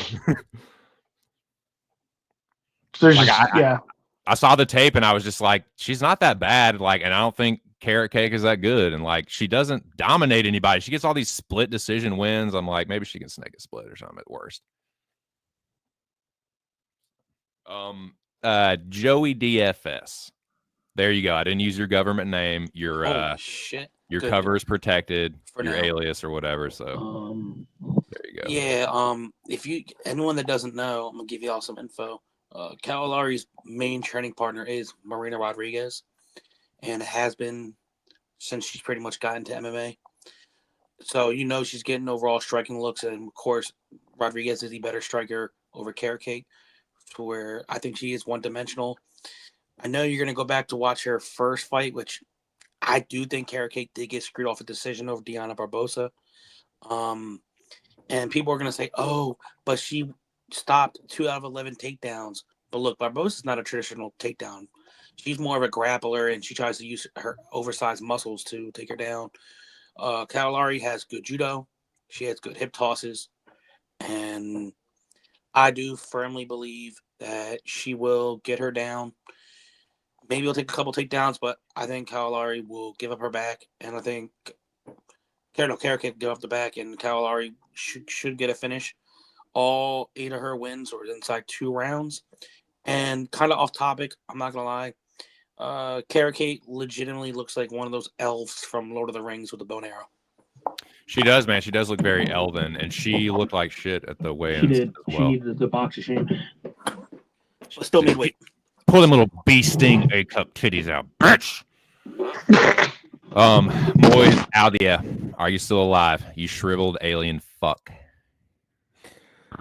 Yeah, again, we see a lot of pro YouTube cappers and wannabe good cappers talk about, well, he doesn't have the size and he's too small and all that dumb stuff. What happened to size and length 6 weeks ago in China when Ming Shi knocked the fuck out this tall chick? What happened? What happened? What about size? Did she ever get back in contact with you? Was that? No, I never contacted her, but simple. If you smart, if you've looked at previous fights of Ernesta, yeah, she's taller. Guess what is going to happen? The same is going to happen. She's going to tilt. She's going to look down and punch downwards. And Cagliari, 2 scenarios. One, she's going to throw 1-2, and she's going to throw the right head kick behind it and knock her out. Yeah, knock her the fuck out. Plus right, 8. I'm gonna let you. Plus I'm gonna let this guy. Sorry, Moise. Go ahead. Plus 1800 knockout. It's gonna happen. Just look at how Ernesta fights. See, she tilts her body at an angle and she dips her head, basically giving her head available to get knocked the fuck out. So plus 1800. Let's fucking go. Don't think Holy about shit. the submission. Don't think about the ATC. submission. All right, so I'm gonna let this guy on. Don't piss me off. Don't go against me on this fight because this is an official bet for me, dude. Oh God. But I guess I will let him on. Let me do his fucking. He let me into his fucking wedding. I guess I'll let him onto my stream. Oh, well, Aaron the dog. Rah, rah, rah. Finally, the Jew has come back to the breakdown game. What a start to 2025 UFC. Am I right, boys? Holy shot for this. Let's go. This is a great, great card. We're This is so the kinda- lucky. I thought this might be the kind of card And to bring you blessed. back. I had to come in for this fight. Karakakte. Oh my God, I love her so much. She's so skilled and just a future champion. I don't care. What side are you on, 2 cents? I bet in Cagliari. I bet they're plus 240s. I like the large women's underdog as well, and knockout by plus 1800 sounds good. I'll dip into that. But I'm just is filth nasty for real. Yeah, it is, and I just feel like in a spot like this, a lot of times the women big dogs end up putting it out with that ground and pound, Shayna Dobson style. So And Carrot Cake got them long ass arms, dude. Nicole could fucking snatch one of them bitches and just break it in half. and I agree. I like this shot by you, 2 cents. Unfortunately, I know so it pains you to admit, but I appreciate It you does being man enough to admit it in public. Every one of these fucking assholes, they say they watch tape and film, but nobody has mentioned she, tilts her best kind, fucking dude. body. She does tilt her body. She does lean right into a head kick. So a girl. Yeah, exactly. She's gonna get knocked the fuck out. We always say like club and sub, but sometimes it's club and drub. And I think that might be what happens here. Is a big shot gets it started, and then some pitter patter, ground and pound, which we all get moist audio. Dude. I just God, I want love to, ground and pound, dude. Vicious ground and pound. I love it. yeah. And I'm finishing up my, some people do 72-hour fast because Dana told them. I did 6 days because Dana told me to. So I'm in the middle of a 6-day water fast right now, and I got 10 hours to go. And I'm feeling good. Hey, boys. All my cells have regenerated. That is the key to longevity, is not eating for a week. It makes you live longer. Yeah, get all We your eat too get all your much. fucking mutant cells like re fucking. They're all gone. I'm all refreshed. no more mutations. They're all new. Cell I'm a mutation. baby. Cell I have mutation, been mutations. I've been reborn. And I think I'm gonna become a police officer. Gene mutation. say hello to Dr. Patel. Yes. We have a very funny gene mutation. Oh man, it's good to be back though. And I am excited to have the UFC back. I am not excited for this card whatsoever. It's really sad. Very sad card. I knew I shouldn't have let you on. And Fucking 311 is negativity is ruining my life, and you don't. I'm even so fucking sorry that I have things in my life that are worth living compared to this. Not It's trying not to that you're brag or ruining my anything. life. It's that you don't care that you're ruining my life. Yeah, I know. I should take everybody in this community more serious than I do, because they all take me very serious. I'm like, oh man, I'm public enemy number one. I'm so serious, so You are. serial. I should never have let you on. I don't want to be associated with you whatsoever. I don't know what else. Obviously, but you're my boyfriend, so you have to let me on. I hope that doesn't get clipped out. Oh, are we live? Who you're making fun of here? Oh no! We're making Mick Mick uncomfortable. No, Making I'm still mixed trying to figure out. Catholic. I'm still trying to figure out what a round robin is from that guy's explanation, or I just can't figure it out. Well, a round robin is somebody you you have to pick go to up. his channel to find out. Yeah. Yeah, I gotta go watch his fucking channel because everyone's a Do it. retarded Subscribe, motherfucker. like the videos. Don't be a selfish piece of shit. Yeah, Go like his. I just wanted to be like, subscribe. thank you, Dustin Hoffman. I appreciate the fucking explanation. Yeah. He's Who there else? for you, Mick. So who else is on here? Who's the third? Who's the fifth? Who's the fifth element? Don't fucking worry about it, dude. No, I was Joey. Is it, Speak. I was gonna what's say up, it's brother? Joey. Hell yeah! What up, Joey? Shit, I'm getting over a cold, but Oh, I was gonna say, sounds like you did a lot Joey of blow. Testarossa. but look, I'm highly Joey medicated. Blowy. No, I'm Am I highly right? medicated, so I'm actually getting elevated right now. So Hell yeah, brother. Let's go. I was waiting to see when I was going to see you. So hey, start the new year off right. I know we sometimes have opposite Yep. opinions, but you're still my boy. Absolutely. Yeah. And then Absolutely. We don't gotta agree. And you know, I'm available. I'm available. Just an update.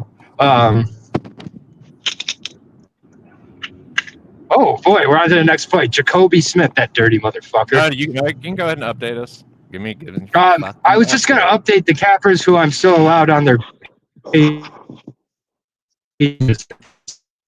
It's not many. Your audio started to cut out there. I think the man just got you there. So you're not going to see me on X very much, Joey. I'm sorry. Pub Sport. Have you cut out again? Move on. You start talking shit about Pub, and you just. Looks like Move your on. phone. Looks like your phone turned Nazi. God. Is that a Jew joke? Yeah, don't give me fucking cancel, boys. This stream You're is an unraveling very anti-Semite. quickly. Sorry. It's all good. Preston Parsons and Jacoby Smith. Why don't you take this one away, ATD? My gay lover, my gay butt lover. Oh boy, another scintillating. And I'm coming through okay now? Yeah, I can hear you. You sound good. Can you hear me? Yes, sir. Okay. Yeah, so I am not a Preston Parson believer, to be honest with you. I don't know exactly what he's good at this point. I was decently impressed with Jacoby Smith. So far, I do think he is a little bit dirty. I think that the point could be taken in this one. So maybe a yam bag special of some sort, or maybe a fence grab on a takedown. I mean, the possibilities are endless. I have no interest in participating in this fight at all, but it'd be a fade on Parsons and Jacoby inside the distance. in some shape or form, I would think. But no bet. I like that. I accept that. I accept that breakdown. Joey DFS, the man who is barely alive. Look, the more this kicks in, the more I'll get alive. So Hell I'll yeah. say this right now: Jacoby Smith was probably one of my favorite guys coming off this year of past year of Contender Series. He showed impressive wrestling, good power in the hands. 7 of 9 wins are by knockout. 6 in round 1, 1 in round 2. I'm actually curious what his overall game plan is going to be because, like, I firmly believe he gets flatline Parsons if he brings the forward pressure early. And yes, he's shown that he's a All-American wrestler at Oklahoma State. And the only way I think Parsons could win is by a submission. God, I hate And I'm curious to see what Jacoby Smith's game plan is. If maybe it's, you know what, I'm not worried about this grappling. He just takes him down and goes pure grind and pound, or he just bull rushes him and absolutely starts swinging. And then we see Parsons get winged up with a little salt under his nose after he gets knocked the fuck out. But I'm probably going to end up, I'm going to have a parlay with Jacoby's, our second leg, to finish it off. And I'm more than likely going to have the knockout prop and maybe even sprinkle round 1. Yep, Jacoby is the anchor leg of the Locker Room Talk podcast parlay this week. It's Aliev and Jacoby. It's disgusting. It's Aliev and Jacoby. It's like -2 something, or it was when we made it. What are we doing? You like that? What are we doing? You can't see it right now, but I'm bucking at you. I'm making you flinch right now. I am Jay and Silent Bob, and just you are literally gonna give me Zatch syndrome if you keep doing these sort. Is this a Zatch parlay? Is it supposed to make you shake? Like, what are you doing? Don't you ever say anything close to that again. I should have kept you waiting longer. I should. Oh, God. Okay, I'm back. You love it. So, God, somebody else talk besides this fucking Jew right here. God. Jesus Christ. Oy vey. Oy vey. Oy vey. Yeah, I'm yes. I'll kiss you when the stream's over. God, get out of here with that. I'm actually with Get a room.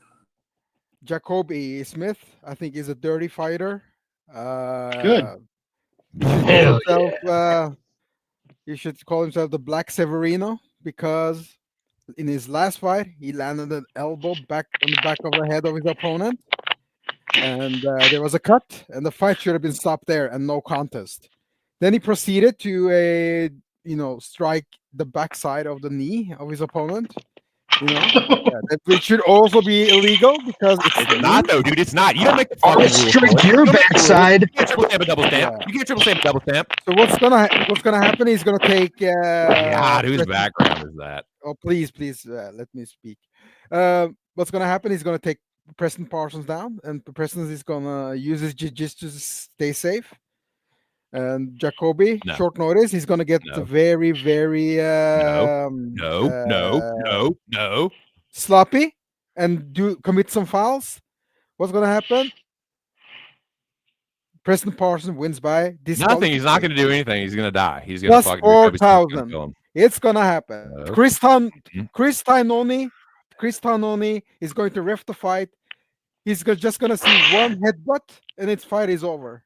God, all the rage I had towards Aaron is now just like transferred onto you, and I just want again. Don't bet Parsons by submission. Bet ITD or DQ or TKO. I'll bet. No, I'm not going to do anything close to that. This guy is very dirty. He'll do anything just to win. So just tell him to take a bath. So yeah, it's Black Severino. He's gonna bite. Let's go. Chris Tanoni save my day, man. Rudy Rudiger, what are you doing on this fight? Yeah, man. How can you trust somebody like Preston Parsons who loses to fucking Trevin fucking Giles by decision?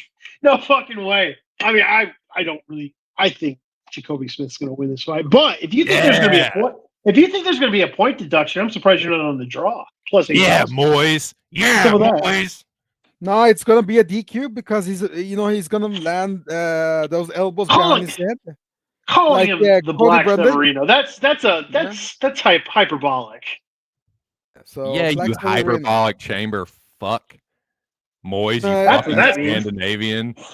And then Jacoby Smith is gonna complain about lack of preparation and not a good enough tan and whatever. Yeah, I mean, I'm definitely not betting it for a debut fighter, but at the same time, I mean, what are you doing here? Preston Parsons sucks. He sucks. Aaron. He's fucking trash. He's a terrible fighter. I fucking hate him. Yeah, Cody Brundage too, but he gets those disqualifications. Yeah, that's different. That's different. He's Brundage is a bum. God, Brundage is a bum, but at least Brundage goes for the kill early. Well, what does Preston Parsons do? Harmless. He's a personal hit. He is. He's Anyways, that's my take. No, I like it. And Aaron, you're lucky we're friends. Anybody else that just leaves the fucking stream that I so graciously accept them into is just, God, you're lucky we're friends. But shout out to Aaron the dog. He had to leave. If he comes back, then we'll get his take on this one. Or I can't remember. Did he already give it? I can't remember. Give me Smith here. I think that what y'all said for the most part is true. Like Parsons, he's kind of like another guy I'm about to talk about. He's just kind of a little bit harmless. Jacoby Smith, I think, is going to be the better wrestler. There is a possibility of him adrenaline dumping or laying an egg, like all the debut, like whatever jitters, but he seems like he's pretty confident. And I just hope that he doesn't like blow his load in the first round trying to finish Parsons. But I think that he will. Like Parsons doesn't have, not like he's like a glass chin, but like he got a little bit of quit in him too. It's not like he's just impossible to finish. He's been knocked out twice. So I think it's going to be number 3. I think Jacoby's going to smash him. Did anybody else not go on that one? You don't fucking say that about my friend. You don't say that about my boyfriend, you piece of fucking shit. Anyways, but yeah, did everybody go? Anybody need to give their take? I'm good. All right then. I think we're good. And Cage. Oh, what up, Cage? You're new to the MMA, so okay. I'll teach you the ways. First step, get fucking RKO'd, and then come back after you fucking heal from those wounds. But good to see you, I suppose. I guess. What up, Cage? How are you? How's your fucking life going? Good to see you, though. Definitely smash the like button before you fucking dip and dash out of my channel, dude. God, you haven't even stopped doing that. Unreal. So, where are we? Next fight. Moises and Ogden. I'll go first on this one. I've been pretty cocky about Thiago Moises, and I still feel pretty confident that this is one of the levels fights of the card. Just kind of like we were talking about Preston Parsons, like Trey Ogden he couldn't finish his fucking lunch, dude. He can't punch his way out of a wet paper bag. He looked like dog shit at the fucking weigh-ins. He is a big dude, but like, God, he looks sucked out.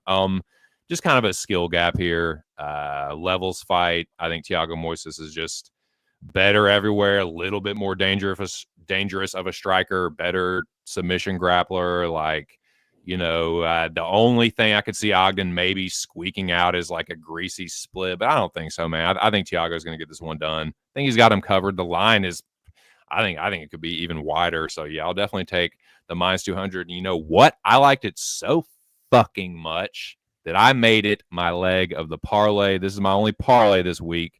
So yeah, fucking Jacoby Smith and Narulo Aliev might have been greasy, but putting Thiago Moises in there made it plus money. Like I said, I think Moises has him covered. So yeah, that is what I think. Moise audio. God, don't you dare say anything about Trey Ogden. Shut the fuck up, bitch. Now hold on. Look.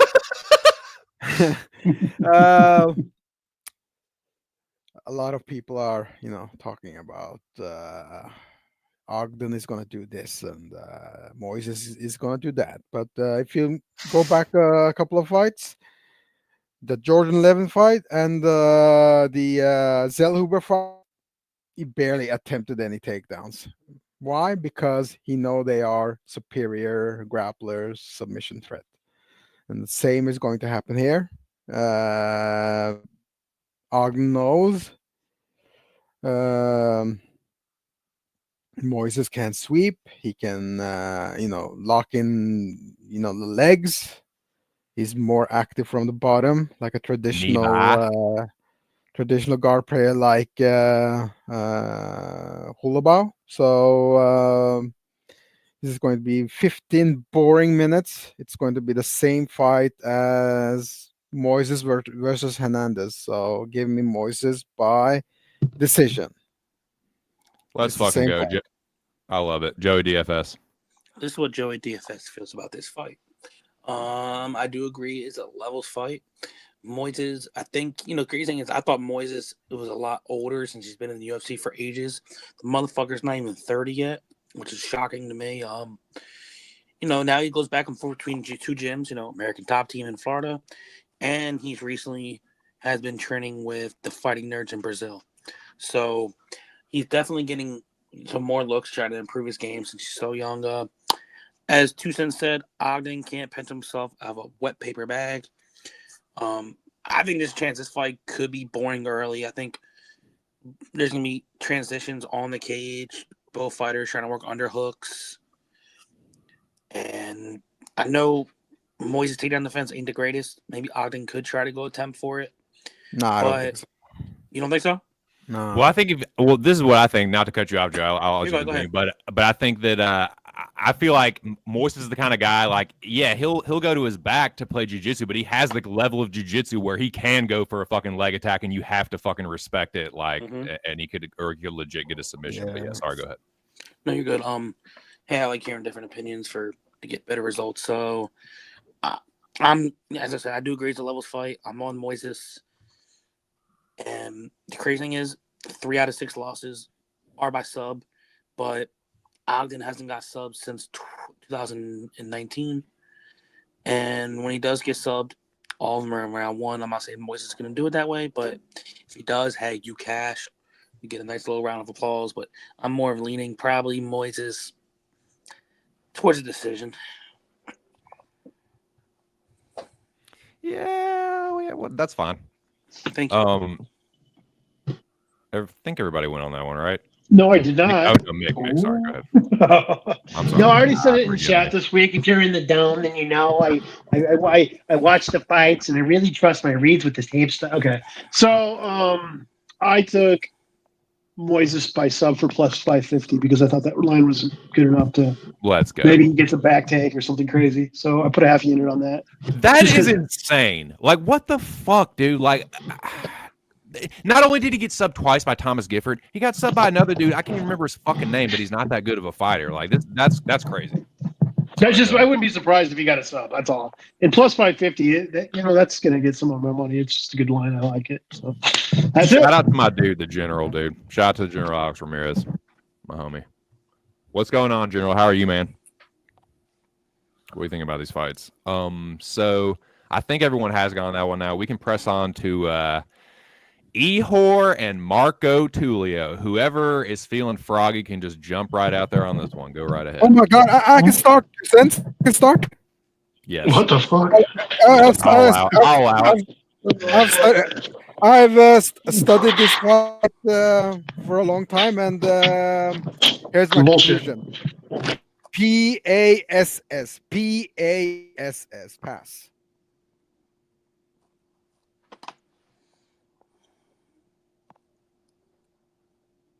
Good answer, I guess. You made it short. Yeah. I'll go out and say it this way. I know I was the crazy jackass that I was on Porteria versus Almeida. And, he had his crazy jackass, dude. I was a crazy jackass. And guess what? He actually had a couple little moments where I was like, oh, shit, if this cashes, I'm not going to shut up for the remainder of the year.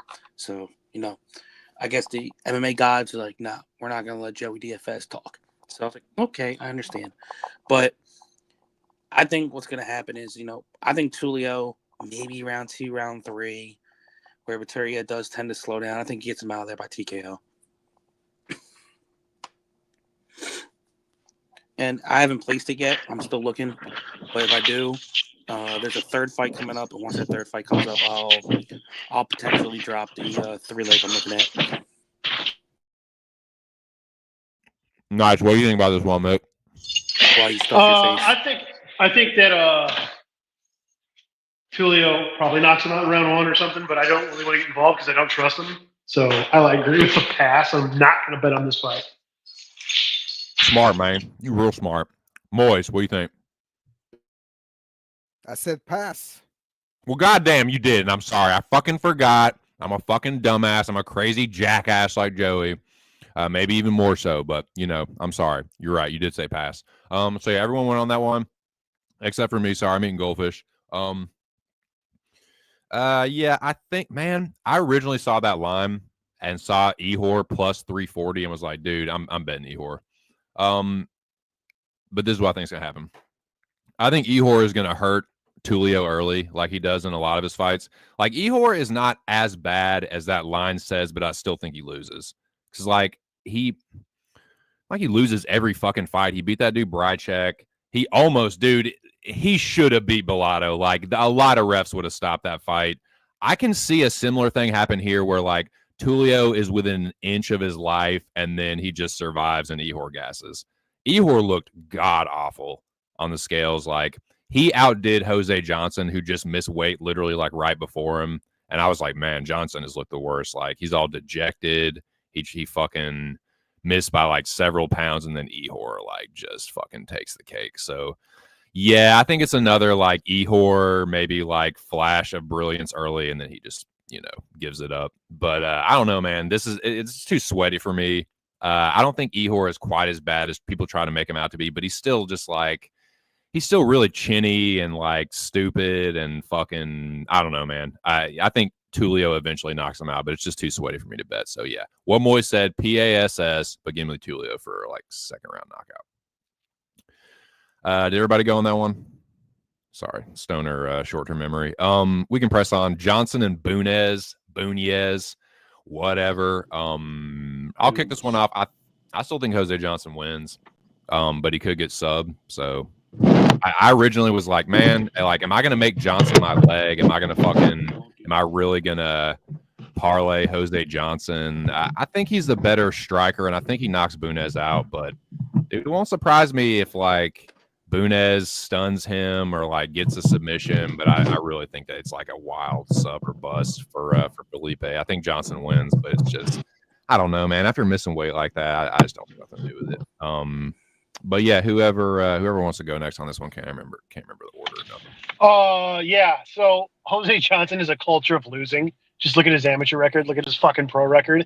I'm not gonna bet that guy at chalk. So pass. He probably wins. Great. But if he's like, that's the kind of guy right there that fucks your parlays. So I'll say this. I might sprinkle like 5 or 10 on this. It's a dog 2-leg inside the distance of Cavalari, because all her wins are inside the distance, and if she gets Ernesta down, that could be a live finish there. 4 of 9 losses for Johnson are by sub, and all 5 of his losses are in round 1.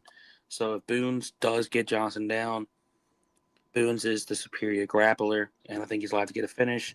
2-leg of Cavalari and Boons inside the distance is plus 2,900. Nice, I like it. How the fuck is he fighting at 125, Zach? How the fuck are you waiting till almost 2 hours into my stream to even show up and fucking? Well, he's I guess it's good to see Zach. I think he wins, but yeah, I agree. No, I mean, I agree with you. I think, God, he looked terrible, and it's like he was being like I hate this shit. This is just like a little pet peeve of mine too. And Johnson isn't nearly the first person that does it, or the first fighter that does it. When you miss weight, don't do your little fucking like corny ass superhero celebration pose. How about just be like, put up the prayer hands, like, I'm sorry for missing weight, and just stand there. Like, don't do your little, oh, this is the thing I do every time, like, I get in front of a camera. Like, no, you just miss weight, dumbass. Like, show a little fucking humility. I didn't like that. So, but yeah, I still think he wins. Sorry, go ahead. Yeah, I got especially now with the weight miss, I got Jose Johnson by submission most likely. He's the Hey, Zach. Fight, fight, fight, fight, fight. No. I'm like the So- last person who hasn't blocked him. See, Zach. See, Aaron's your friend. I'm your And friend. I'm your friend too. Don't reject my friendship, Zachary.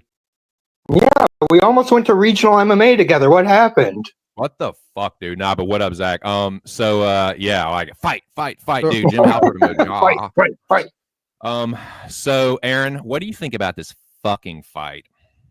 Sorry, I just tuned back in. What fight No, are we it's all on? good. We're talking about Jose Johnson and Felipe Bunez or Bunez. So- or whatever the fuck. I actually really do like Felipe in this spot.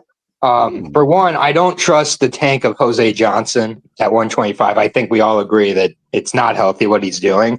So if Jose Johnson's getting it done, he's sparking Felipe early. And Felipe's been in there with some fucking bangers, man.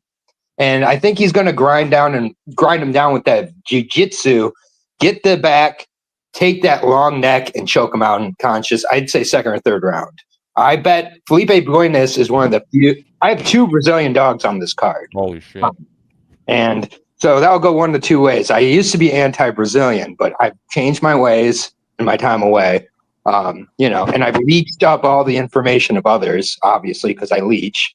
And so I'm going with Felipe Buenas. I took him, or Buenas, whatever you want to say. I took him at plus 180. I like him in this spot again. I'm not a Jose Johnson believer at any weight class. Dude, shooters got to shoot, leeches got to leech.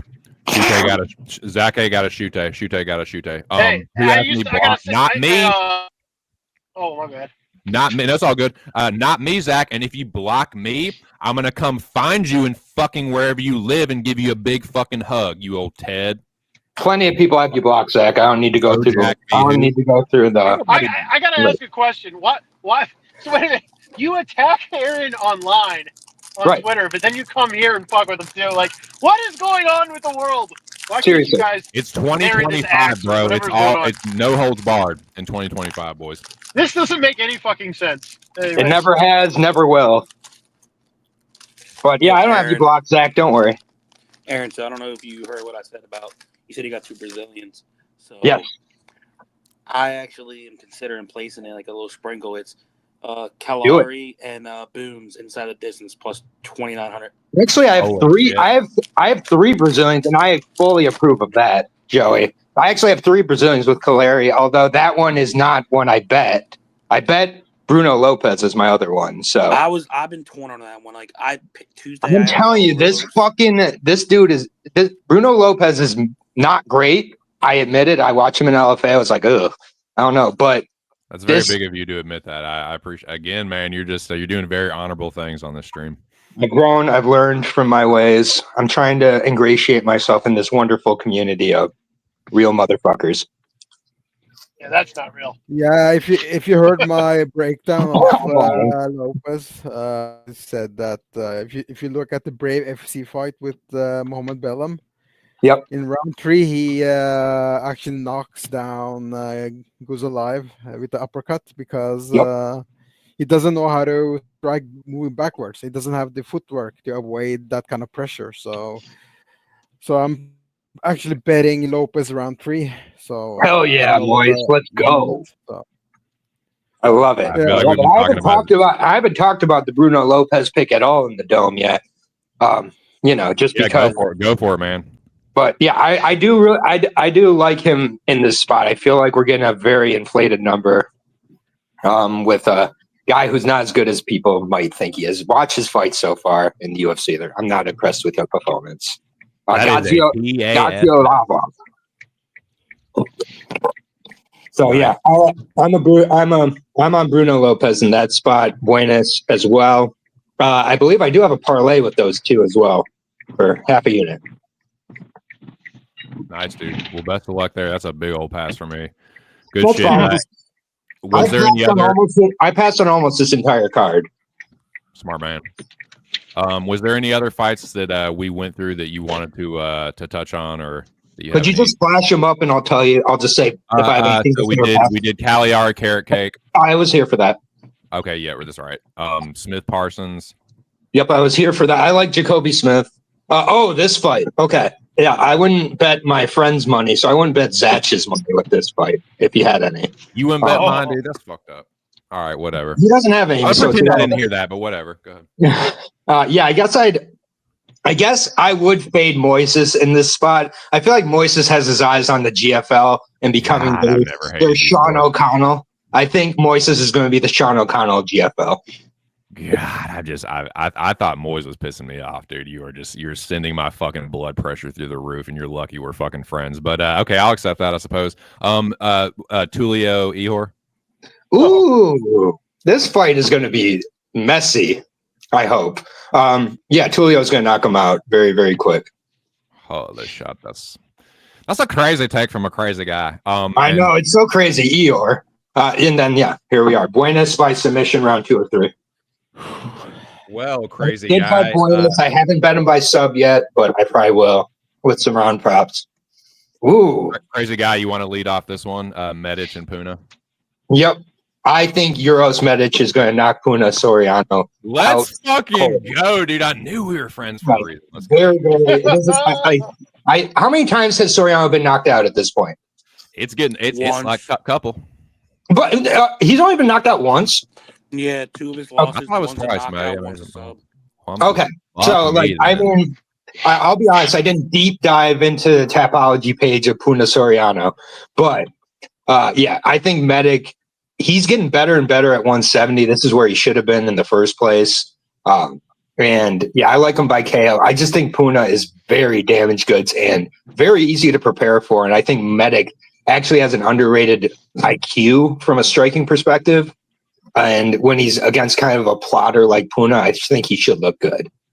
Dude, this is crazy. This was one of the more surprising things at the stare downs because like Puna's coming down from 85, Medic is coming up from 55. He looks huge, dude. Medic is like, I just feel like he's like looks way better at 170, and he's a legit 170. Or him at 155 is insane. Dude, I'm like, how the fuck did you even make that, dude? Like because Soriano should never have been at that weight class beforehand. That was the problem. So yeah, he was kind of like soft up there, like body physique wise.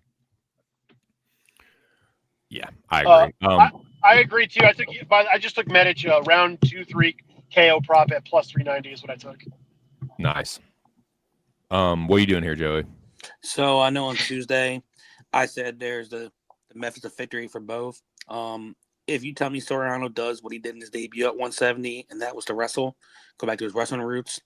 I know Medic has a 55% takedown defense. And if that's the way that Soriano wins, it's probably wrestle, control, maybe tire out Medic.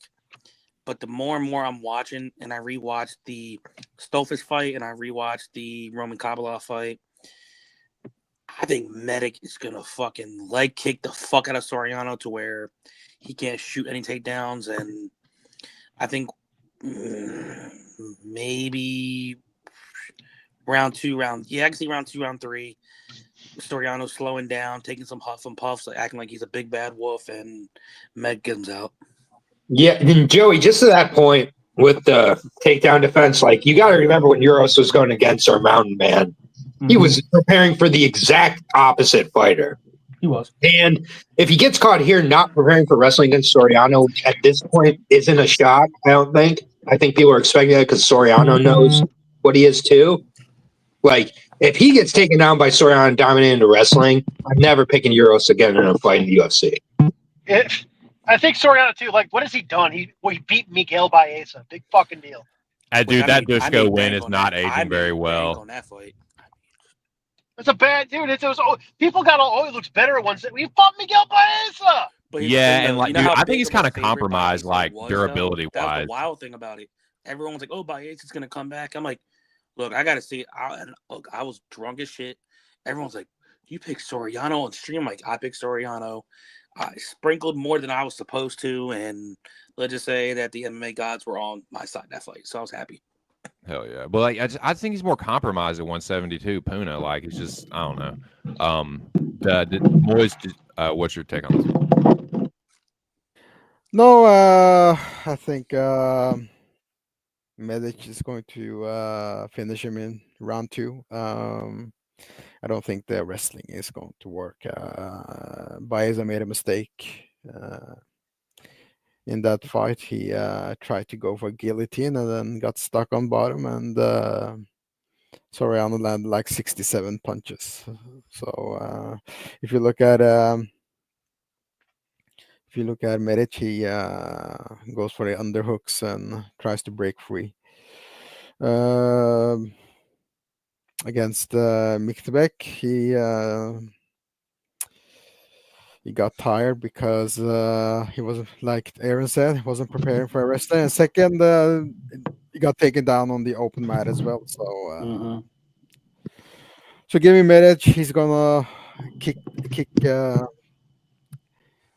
do a couple of body shots via his kick and go upstairs in round 2 and finish this Hawaiian Pro.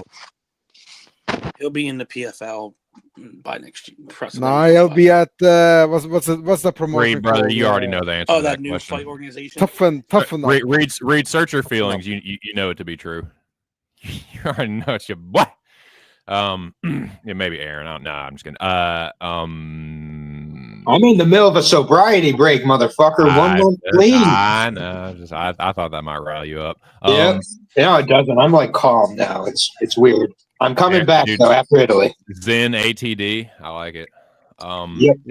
Y'all do it. Don't think mine. I'll nominate myself for Reed. I don't know. Zach smokes a lot of weed. We'll see. Oh boy. Holy shit. I think everyone went on that one. Yes, we all broke down Medic and Soriano. Yeah, I think Medic wins. I think he gets the better Soriano on the feet. And yeah, what y'all said about Puna is right. Like, and I don't like him at 170. I think he's just kind of sucked out, and I just think Medic is a way better striker, way healthier at welterweight, and I think he just puts hands on Puna. Puna, he's a better, cleaner striker. Puna, like, he's powerful, but like he just kind of wings these overhands and shit. And I think Medic is a little too crafty for that. So yeah, give me Grosh here. Pineapple trash. Fuck yeah, dude! You fucking Hawaiian punch, bitch. No, I'm just kidding. Puna whoop my ass. Let's see. Bashi Rodriguez. Mickey, why don't you Hawaiian punch this one? What do you think about Austin and C-Rod here? Dude, I liked the C-Rod line when it was plus 160. I liked it when it was plus 200. I mean, I definitely liked it at plus 250, but I missed that, so I got the plus 225. I just put a half unit on it just because I think this is a spot where I don't trust Bashi's record. I don't think he's beaten anybody with shit. What the fuck, dude? Askar. That's so unreasonable. Fucking terrible. No, I can see Bashi winning, and if he does, like, yeah, tip of the cap. I just think that this is debut fight, and this is a spot that Christian Rodriguez has been in before, and I think that 145, a lot of the damage that, or a lot of the spots that Bashi looked good, he was at 135, and I know C-Rod was there as well, and I don't know. I don't think, I'm just not something. I just have a feeling. It just feels like a spot where C-Rod. I can't explain it better than that. I just feel like this is the kind of fight that he wins. So we'll see. Sorry about that. I was dropping my kid off to work. No, it's all good. See, I got kids too, Zach, motherfucker. And it is a snow day here. And he went to school. And my fucking team won. And Syracuse is at home. So fuck you. Snow day where you live? God, in that frozen wasteland. No, I'm just playing. Yeah, I know, right? I'm kidding, Zach. Shout out to Zach. All right, Syracuse basketball. I have no idea. Is it bad? They're horrific. I mean, how many snow days do y'all get there, Mick? Like 2? Terrible. Yeah, we don't get a lot. I live right next to Lake Michigan. One if it's a blizzard. It's a fucking dusting. I get lake effect snow from Lake Michigan all the time, so it is what it is. Fuck that, dude. Yeah. The coldest I've ever been in my life was in Indianapolis in fucking December. That was the coldest I've ever been. Dude, that's a. I know. I'm a fucking southern pussy when it comes to fucking it's all good. cold. It's all good. It's all good. No, anyways, if Bashi goes in there, looks good. It doesn't. See, the thing is, when these debut fighters, even if they have good cardio, a lot of them are so amped up or nervous that they gas out anyway. And I'm not gonna, and they just not even just either emotionally or just they put too much effort early. So maybe it would be a better live betting spot for Rodriguez, or maybe Bashy just does enough. I just think that at this price, it's worth it. So I'm on C-Rod. Right on. I can't remember who wants to go next, but or who goes next, but go ahead. I know usually I'm not gonna lie, I've been pretty good picking against C-Rod. I picked C-Rod to be Raul Rosas when everyone called me ridiculous, and he did it. I was on Juicy J when C-Rod fought that fight. One thing I'll say about, I know a lot of people are saying, oh, does Bashy have similarities to Raul? No. Bashy actually is in your face. He throws bombs. And one thing that Bashy can do that seems like Raul still needs to grow. He's a young kid. I'm not saying he can't do it. He'll develop into it. Bashy can get takedowns in the middle of the octagon, a clinch, double leg, single leg. He can get any takedown. Yeah, he got a nice blast double. And we've seen Rodriguez does tend to get his back taken a lot. And if you watch Bashy on the original scene, usually when he gets the back, he does tend to throw ground and pound from the back to get to the rear naked choke. So I think at some point he's going to end up getting Rodriguez's neck and winning by sub. Nice. Aaron, what do you think? Yeah, I've been on C-Rod since this line opened at plus 185. Holy shot. I do think it's a show me spot for Bashi. And at plus 220 or whatever it's at this point, like that, or whatever it was at 225, like that, I just don't see it for Bashi yet. So he's got to show me. I think he's going to have some learning experiences in the UFC, like Raul Rodriguez, or Raul Rosa, I should say. They're not similar, no, I agree. But it's like when you're there this early into your career and like your best wins, Askar, like you got to show me at minus 250. No, it's fair. For sure. Moyes, what do you think? Did you go already? No, I, Aaron the dog, he loves movies. So one of his favorite film is Benjamin Button. Isn't that the movie called? It is my favorite David Fincher film. How did you know? Yeah. So here is my issue, right? In 2018, Austin Bashi wrestled at 103 pounds. Right? Are you with me? Yes. In his last year at high school, he wrestled at 112 pounds. Right? Bullshit, dude. Hear me out. And then what happens is that he has a break, and 2 years later he starts professional MMA, right? At 135 pounds. Juiced. So what's going on there? Now he can't even make 135. He has to fight at 145. He's just becoming a man. He's growing into his damn body. So I posted on my Twitter a picture of him from 2018. He was a fucking midget. So he's been from the time off he had from high school and to his professional debut. He most likely was juiced on human growth hormone to get him size and get him height, right? Yep. Yeah. So now he can't even cut down to 135 because problem is your fucking organs also grows. He's freaking huge, bro. He's got giant organs. Yeah, he's got giant organs. Jeez. Liver kick. Okay. Get it? So, and second of all, I investigated his matchups. Most of his matchups are either in Michigan or Ohio. Yeah. So he's been carefully selecting Careful, Moyes. He's been carefully selecting his opponents until last year. And now he has to fight someone who's very high level BJJ and very calm and won't freak out when he goes for wrestling.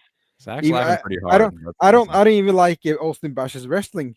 Just look at his wrestling credentials. Like First place at Look at your 100, fucking wrestling credentials, Moyes. 103 pounds, man. In 6 years ago, 103 pound weight class. You know how that's like women. Women's iron weight is 110. Bigger liver. Think Bigger about it. liver theory is The iron weight. Oversized HGH liver. Jesus Christ. This is one of the Bro. wildest theories I've ever heard in my life. It makes guy- sense. It this makes a guy- Keep lot going. of No, sense. keep going. I want this. Keep going. This guy's a fraud, and he's going to get exposed tomorrow. So The bigger liver theory is way more legit than the bigger ass theory. I mean, 103 pounds. Women's atom weight is 105, and they're small as fuck. How The small was he? BLT. GFL atom weight is 110 pounds. Yeah. Then how small was he at 103 pounds? The He was a BLT, medium. the bigger liver theory. Yeah, we got to keep talking about BLT. So he's gonna God get. almighty. He's gonna get. He's gonna get. If Bashi goes down to a liver kick tomorrow, I'm sending you $100, boys. I'm I'll not match kidding. that. Yeah. Like, if he goes down to a liver kick, I'm sending you $100 US. He's What basically. It's fatty how many liver. What is your currency unit in Norway? 1 to 10. But Fucking it's fatty basically liver reverse. theory. It's basically I'll give you reverse. 10. Good. It's basically reverse Benjamin Button. He's getting bigger and Fucking bigger. 2025 ass You stream, get it? dude. He's not getting. Oh, He's not look younger. for that. Younger. He's getting bigger and bigger, like reverse Benjamin Button. Well, this has probably been the most One- ridiculous Austin Bashi C-Rod breakdown ever. I can't really Yeah. add much to it except to say that fucking 103 pounds, guys. Now he's fighting at 145. That's fucking. How much is that? Now his liver weighs 42 pounds? 103 pounds. 42 pounds weight gain at competitive level. Get the fuck out of here. He's getting choked when he fails. When his human growth hormone fails him tomorrow. Yeah, So, that's what let's fucking go. 171. Let's go. Incredible breakdown. yeah, Bashi by something decision or maybe ground and pound. C-Rod gives up takedowns like it's his fucking job. Austin Bashi is going to get takedowns. I think he'll probably get to the back, maybe choke this guy, maybe I don't know, maybe decisions this guy. But no, it's not something I want to get involved in. I think C-Rod as a dog is fair enough. He's definitely turned back more than one prospect. Austin Bashi, like the things y'all are saying about C-Rod is exactly why I'm passing, and it's all like it's C-Rod or pass for sure. That's why I couldn't like. I was talking all this shit about Bashi, and I was thinking about him like over the during the week, and we got to the podcast on Tuesday, and I was like, I don't know if I want to make this dude my leg, and I think everyone just kind of shied away from Bashi at the end. But I don't know. Is Bashi Jewish? I know he's like No, Iraqi Christian. or something. No, you know who Bashi looks He's like? Arab. He's an God. Arab. You Christian remember, Fucking some northern what's his name? fucking Arab dude. My bad. Yo, 2 cents. Who's the y'all know the show The Wonder Years? Yes, Joey, I know the Wonder Years. He looks What like year is he looks like the main character on fucking roids. So Fred you're saying he's Savage? Kevin Arnold on roids, dude? Kevin Fred Arnold on Savage on roids. roids. HGH Kevin Arnold, dude. HGH Fred Savage? Jew. Kevin Fred Arnold Savage is a on roids. Jew. Are you Saved saying by this the- is saved by HGH the Fred bell. Savage, dude? Kevin Saved by the Arnold bell. on roids. Screech. You look like Screech. Dustin Dustin Diamond, Diamond. not a Jew. Also a Jew. Damn it. God, this has been the most absurd breakdown of a Remember fight. One Night in Boston? You remember I his think- sex tape that came Oh out? yeah, he had a sex tape, and he was in a fucking Holy pub. fuck. Dude, that was the worst sex tape ever. I remember somebody showed me that in college. It was hilarious. It was a joke. They paid him like $50,000 to do it. That's how down he was. Dirty Yeah, man. Sanchez and motherfuckers. $50K to sit in a tub naked with his like fucking pot belly hanging out. It's weird. Anyway, yeah. good times. Mick, I'm gonna let you kick this one off because Chris Curtis, you know your boy. I can't take. I don't want to take your friendship Okay, away you from the. Go ahead. I am not friends with Chris Curtis. Your I liked best him when he got friends. into the I don't UFC. appreciate you lying to my fucking face. No, I'm just playing. Yeah, I mean, this is the fight where it's lined. I think you got to take Chris because I think it's a 50-50 fight. So if it was the lines were reversed the other way, I would probably take a shot on Rome. I don't know if I'm going to get there yet either, but if I'm going to do it, I'm taking the dog. Just because I think this is a closer fight. But there's definitely, if you're on Roman, you're betting him because he's your best friend, and you want to support your friend. Absolutely not. No, that minus 200 versus what was it? Power bar. That was terrible. That was not a good bet. God, you want to talk about a blacklisted sack of French Canadian shit? Dude, he couldn't even finish him, and he couldn't even finish him. So he's getting older now. So it's at that point where this might, it might start to be time for Chris.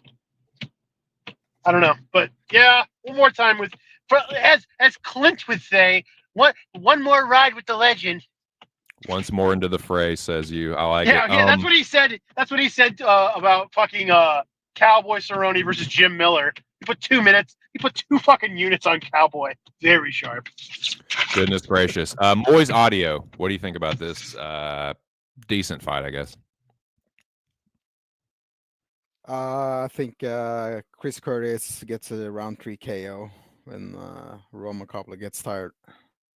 Holy shit. Is every fight on this card ending in the 3rd round, Moise? Yeah, when is low level fights usually do that. So let's go. Aaron, when is this fight going to end, or will it? I don't know if this fight will ever end. They might just go forever like UFC 1. Roman Kopylov is like, what, 34 at this point? How old is he? 34? Something like that? I think. Okay, he's one of those 30-year-old, like, forever prospects, I feel like. But he has gotten a little bit better as it's gone along here. I just think, like, I kind of feel like a lot of these guys, these Moises, Curtises, they're just, like, running out of gas at a rapid rate. And I'm just not sure Curtis is able to kind of execute the game plan he needs to against Roman. I think if he gets frustrated early, he's going to turn it into a rock'em sock'em matchup, and he's going to get kicked around and knocked out in, I guess, the 3rd round since it's low level. Nice. Joey DFS. Get ready for the thrill. I hope you're ready for the thrill because Roman Kopylov is my planet flag, my first flag of the year. His game since coming into the UFC is definitely elevated.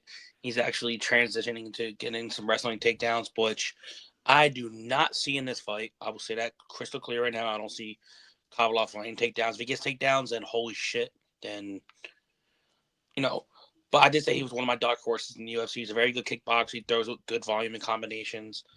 And one thing that we do know about Curtis, he's up there in age. He had some weird hiccup at camp to where he really thought that Kopylov sent Russian spies go train with him, and then Curtis found out that was actually his teammates. So that was fucking bonkers. But I think Roman's gonna start with the leg kicks, use his 1-2s to try to keep Curtis at bay. And look, he's what, 38, 39? Curtis right now? Yeah, I think he's 30s, late 30s. One of these times, he's gonna get hit with a mean shot, and it could be a head kick. It could be a body shot. Roman has the weird power. I think he could do it. But for now, I even though my prediction, I said he could be the first one to finish him. Maybe a late finish decision for Kopylov. But it wouldn't shock me if age finally catches up to Curtis and he finally goes down. Right on. Who did everybody go on that one? Except me? I think so. So yeah, man. I'm not quite as high on Kopylov as Joey or Shute Zake. I think Joey, I think Shute Zake might be the only person that's higher on Kopylov than you this week. But I do think Kopylov wins. Kind of for the reasons y'all said. I don't know. I'm passing on this because I do give Curtis the respect. I said this on Tuesday. I give him the respect of being a good boxer, and he hits hard, and he does have good cardio, and he works at a pretty high clip. So I'm gonna. That's enough for me to pass. But I agree with the dudes that are on Kopylov. I agree for those reasons. And like, dude, I don't know, man. Curtis was on his way to get. I don't give a shit what anybody says. Curtis was on his way to get knocked out by Imavov. And Imavov too. He was on his way to. Imavov was about to knock him out.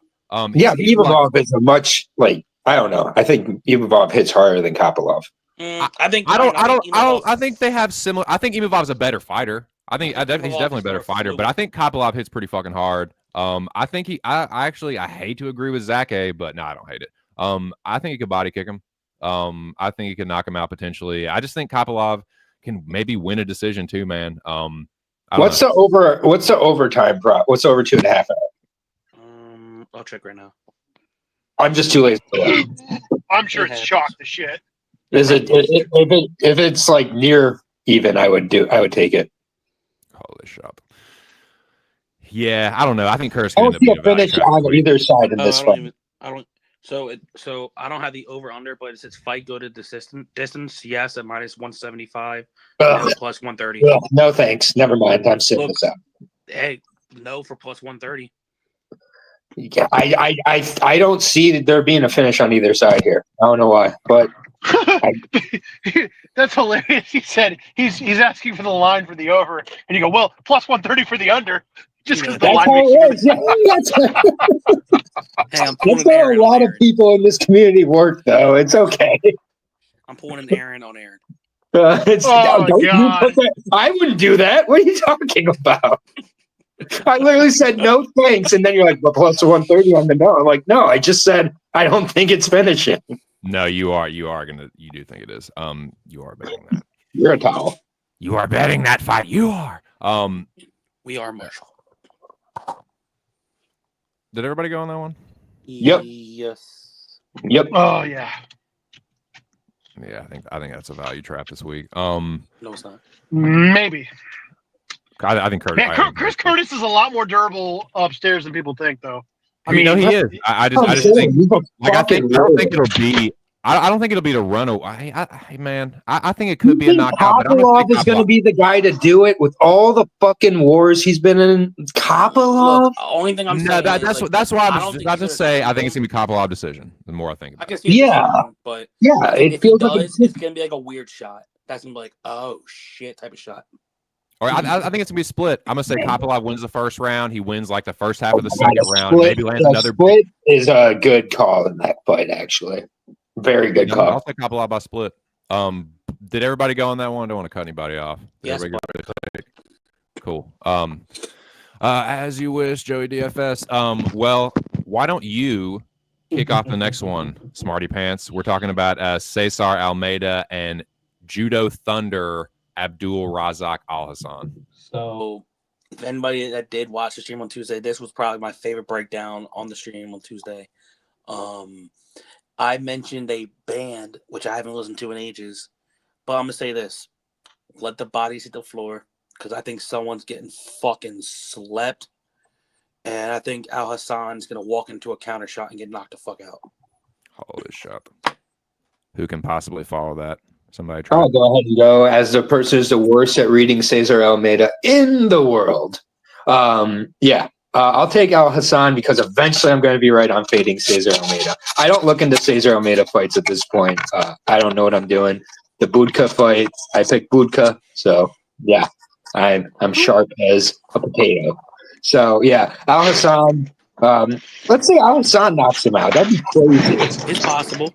All 12 of his wins by knockout. It's very possible. Yeah, I feel like he's just going to go in and it's going to be power versus technique, like how Sakai or whatever that Sakai guy got knocked out. I think that Almeida is not as good as people think. I don't know. I'm not impressed with him. I just think someone's going to get slapped. The over-under is 1.5. The under 1.5 is a plus 125. Yeah, I'd take the under 1.5. It's going to be a car crash.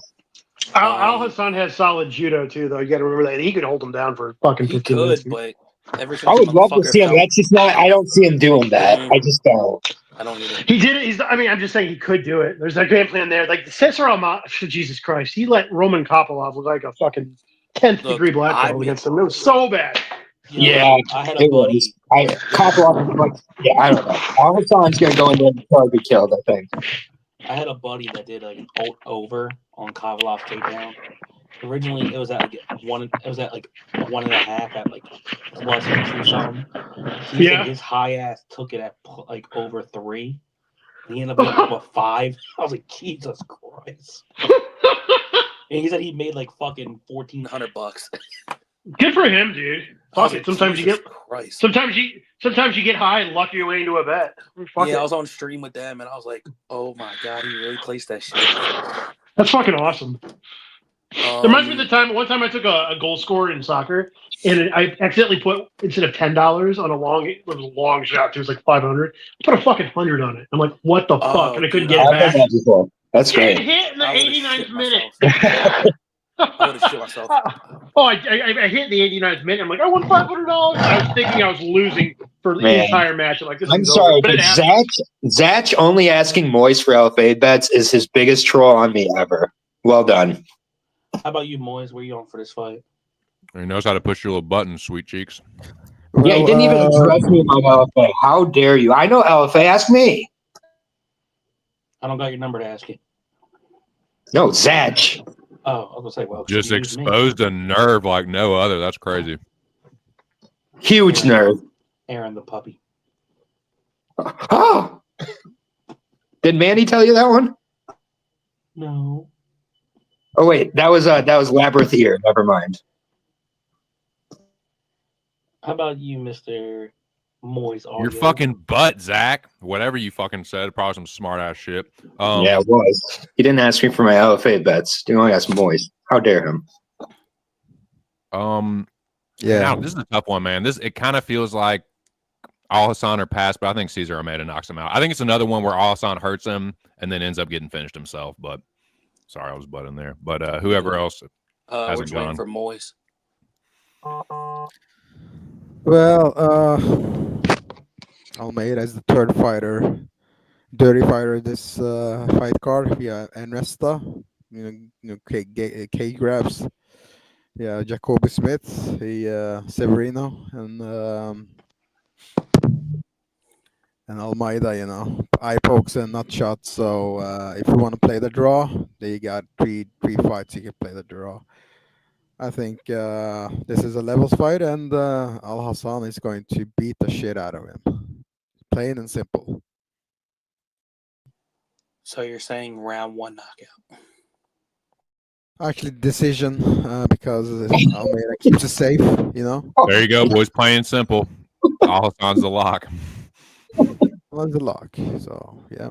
Oh, Almeida is a fraud. And Aaron just leaving again without saying goodbye. God, I'm not leaving. I'm right here. It was Mick. Unreal. Mick left. Oh I'm my here. God. Well, no, he can't get away with that. I'm sorry.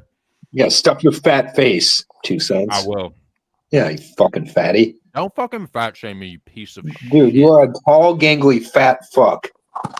God, I'm hungry. I'm sorry. I had fucking 2 cents mukbang.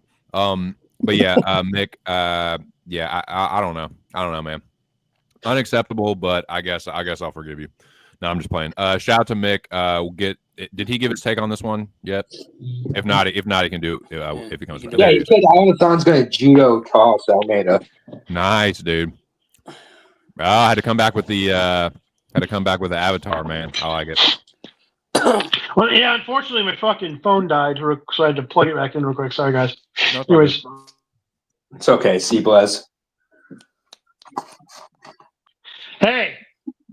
Not even he could take my Irish down. That Do fucking you even have faggot. furniture, dude, in your house, Mick?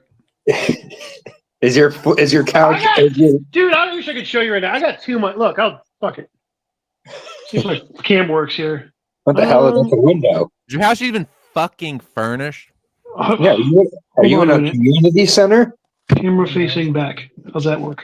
Yeah, look at this. My fucking wife, this bitch. She put this up here. Oh, that's a waste. She's never going to use that.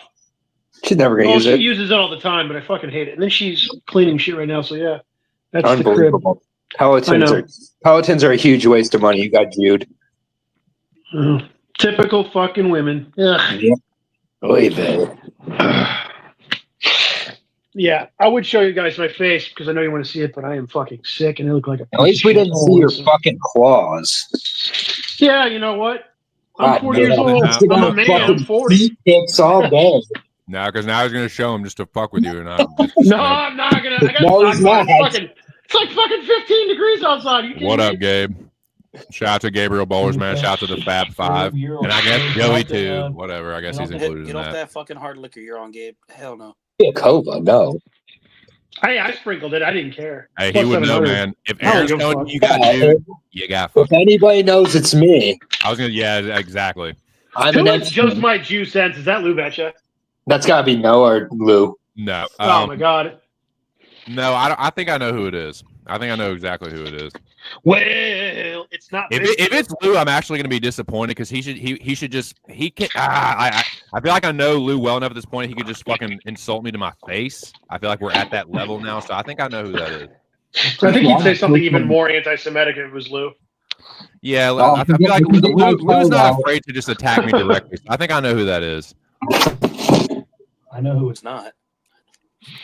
Yeah, it's not Joey D. Yeah, that's not Lou. Lou literally told me to suck a dick the other day in the fucking chat. So it's like he has no compunction. He has no compunction about insulting me directly. So that's not him. Shout out to Lou Betcha. I didn't know being Jewish was an insult.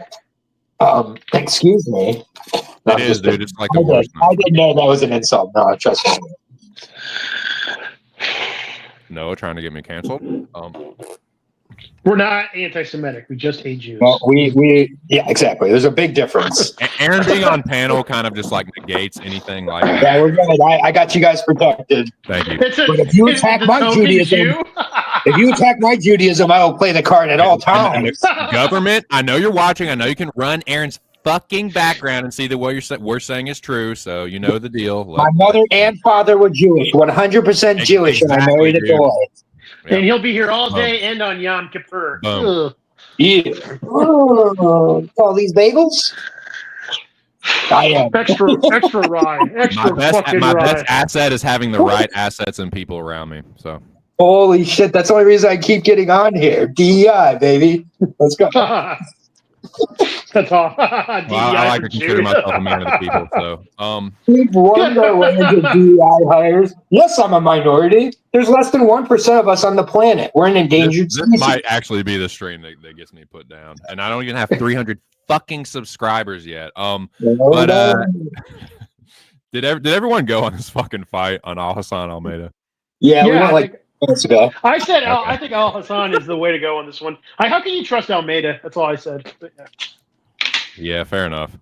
Oh yeah, dude. Ehor, and fucking Jose Johnson missed weight and they look like shit. So this is. I'll just throw this up here. Shout out to Gabe. I'll throw this up here. Barricade dude at the box. Gabe. I'll just disclaimer. I don't use the weigh-ins myself, but in my opinion, this is who looked good and looked bad at the weigh-ins today. The rough fighters are as follows to me. I thought Jose Johnson and Ehor looked the worst. But I thought all these fighters look a little sketchy. As far as looking good, I would say honestly, like McKenzie or Austin Bashi, maybe. Thiago Santos always looks healthy, like he's like a natural 155er. You should 2 cents. You should do this year is you should keep track on record of how the sharp fighters look compared to the ones who look like shit. See if there's any correlation. Do anything that you say out of it's very easy. I would if I wasn't, the way I. Maybe I might do it for you because I'm actually interested to see if this means shit at all.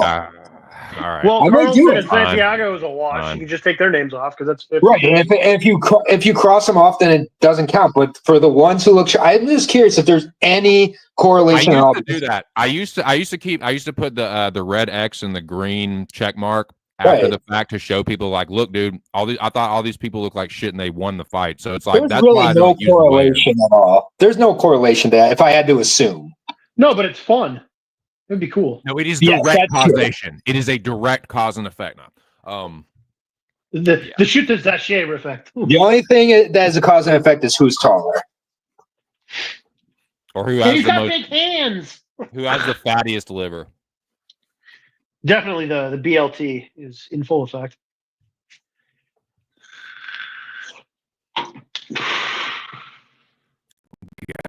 God, what a fucking way to kick off 2025. So bad. Yeah, man, there you go, Gabe. That was the weigh-ins basically for me. But yeah, Ehor missed by 2 pounds, and Jose Johnson missed by what? 2.5. 2.5, yeah. But if I were also to ask you, who are the least two serious fighters on this card? I would say Ehor and Jose. Yeah. I don't take them serious at all. I mean, one of them is he's okay with losing all the time, and the other guy, it's Ehor. With the fucking terrible fighters. Exactly, Mick. And I was like, I was watching the weigh-ins, and I was like, God, Jose Johnson looks rough. Like he's like, looks like shit. He's all just, like down and dejected. And then here comes Ehor trotting around the corner, looking like a fucking disheveled fucking bum. And like he misses by 2 pounds. It's like, God damn, dude, not to be outdone at all. Crazy. How is his hobo hair? Has he still got that? Oh, dude, it's he's in rare form. Yeah, is he mangy? Is it mangy? He's a mangy. And he tries to make himself look like a disciple of Jesus. And then he comes out with it all fucking cornrowed. Can you imagine being a bitch cornrowing that? Oh. Dude, yeah, he Gross. better take her off. Because that's just insane. No, Ehor is you're right. He's the most ridiculous character on the card by far. He's not a serious fighter. He's hard to take serious as a human being, let alone a fighter. But yeah, Jesus Christ. Where are we? What are we talking about? Ponzinibbio. That we're finally at the co-main event. All right, so this fight is a little bit more respectable. Is it? Yeah, it is. No, it's a decent fight. Maybe not a co-main event, but like just as far as like an action fight, I feel like this should be at least like this should probably be like a main card opener, maybe, or like a prelim headliner kind of a fight. But you know, it's 2025. This is the kind of prelim. Yeah. Or this kind of co-main event we're just gonna get. But I do think it's a pretty good fight. I think it might be a pretty close fight. It feels like a 50-50 to me. So I took Harris. Harris is my other bet. I know a certain someone that we all know and love might be mushing this one, and I knew that. My dumbass fucking bet it anyway. So that might come back to bite me. But I found Harris at plus money still after the line was like yo-yoing a little bit. Not really yo-yoing, but like it was kind of hovering around even money. I found Harris plus 105 on MGM, and I just took it. I don't like. I'm not going to tell you that like that Ponzinibbio can't win this fight. He could slump Harris. I just think Ponzi's a little bit chinnier at this point, like a little bit slower maybe. I just don't think he's got it anymore, man. And it's not like. I mean, you can look at other guys that are commentators or like UFC employees, like analysts or anchors or whatever. Ponzinibbio's 38. Dude, I don't know. Like, I think he's a little bit more Anthony Smith than Michael Chiesa, and Chiesa looked washed too. And I know he just won his last fight, but I don't know. It's 50-50. Give me Harris to clip him, knock him out, or like club and sub him. They're both dangerous. Feels like a 50-50. Give me the slight dog, but I get it. If anybody's on Ponzinibbio, I get that too. Whoever wants to go next game. I'll go ahead. I really am a huge Carlson and Harris fan. It's been very hard run in the UFC at times. It's been the best of times, worst of times. Ponzinibbio has never been the same since he almost like died from like that sepsis he had during. Dude, yeah. Like he you can never be the same from that. So the fact he's gotten back this far and somehow been gifted a co-main event that would be maybe a prelim opener last year or 2 years ago. No offense, but this is no co-main event. I love that you're shining this turd up, though. Carlson Harris is the BMF in this fight, and I think that is going to be proven to be true. And yeah, I mean, Moisari gave us the key. It's a third round finish for Carlson Harris. I'll say KO, TKO. Don't you mush this for me, Proppy. You're not going to mush this, Proppy. You're going to fucking win this fight. We're all going to fucking win. Let's go, Proppy. Let's start out positive. Come on, Proppy. Yeah, I took Ponzinibbio for the same reason you took Harris. He was plus 130 at the time. Oh, my God, you have to. Oh, yeah. Well, yeah, I mean, that's why though. Like it had nothing to do with anything else except for I think it's a 50-50 fight. And I thought, put a unit on it, whatever. That was like, oh my god, first week of December or first week of January, last week of December, a while ago. So yeah, where the line is now, I would not touch Ponzinibbio. I saw I think minus 138 yesterday. No, thank you. Mm-mm. It would only be plus money. There's just no way. No way. No fucking way. So if you get plus money on Harris, yeah, absolutely. That's not a bad play. I'm not mad at plus money on either side. Just take that shit if you can get it. Because, dude, I'm with you. It feels like this feels like one where it's like whoever lands the big one first is going to get it done. Well, I love it though. That's wild because it's not anywhere close to that now. Moyes, we think. There you go already. Maybe more. Please, dude, come on, bring out the carousel. Don't be dead, dude. He's dead already. No, there he is. I got Harris by submission. I don't want to waste more time, so Harris by submission. Let's go. He doesn't want to waste my time. Very curt response from Moyes. He said, "Let's hurry this the fuck up." He's like, "This is I can take a hint. All right. Move it on, Jesus." So I'll make my pick real quick. So don't hurt me. We're not, Make it quick, Joey. Moyes has places to go. I don't want Moyes to get fucking punch me in the face or nothing. He's very serious at 3 in the morning. Answer it like the kid from Billy Madison. Ponzinibbio. That one didn't connect, Joey. No, so I'm not betting this fight. I love you, Joey, but that one didn't connect. I know. God damn it.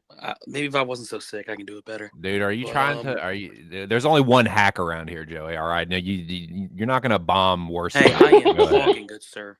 So I'm not betting this fight. So I'm hoping for 2 cents. Maybe Harris wins, but if I don't know. I know Ponzi's probably on his way out. He does Spanish commentary. Harris, he had some. I'd say probably some younger type killers of a sort he fought.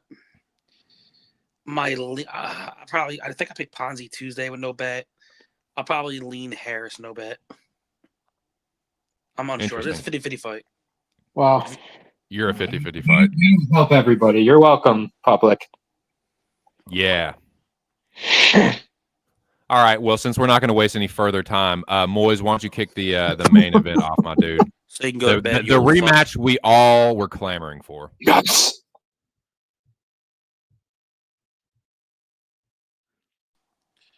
Did the old man fall asleep? Moyes, you're wasting a lot of my time right now. I really don't fucking appreciate it. Boys. Oh, my God. All right, so I really felt like more of a loser. I'll go. Maybe he actually died with the picture. Since the old man fell asleep. He was doing it on fucking purpose. Go ahead. So this is a rematch. I know Ribas went up. She fought some tougher comp. I think Ribas has gotten better. Now she's coming back down. Unless Dern has been practicing her wrestling, I don't see how she wins this fight. That is not a chick fight. That is a guy fight. There they are. Hello. Hello.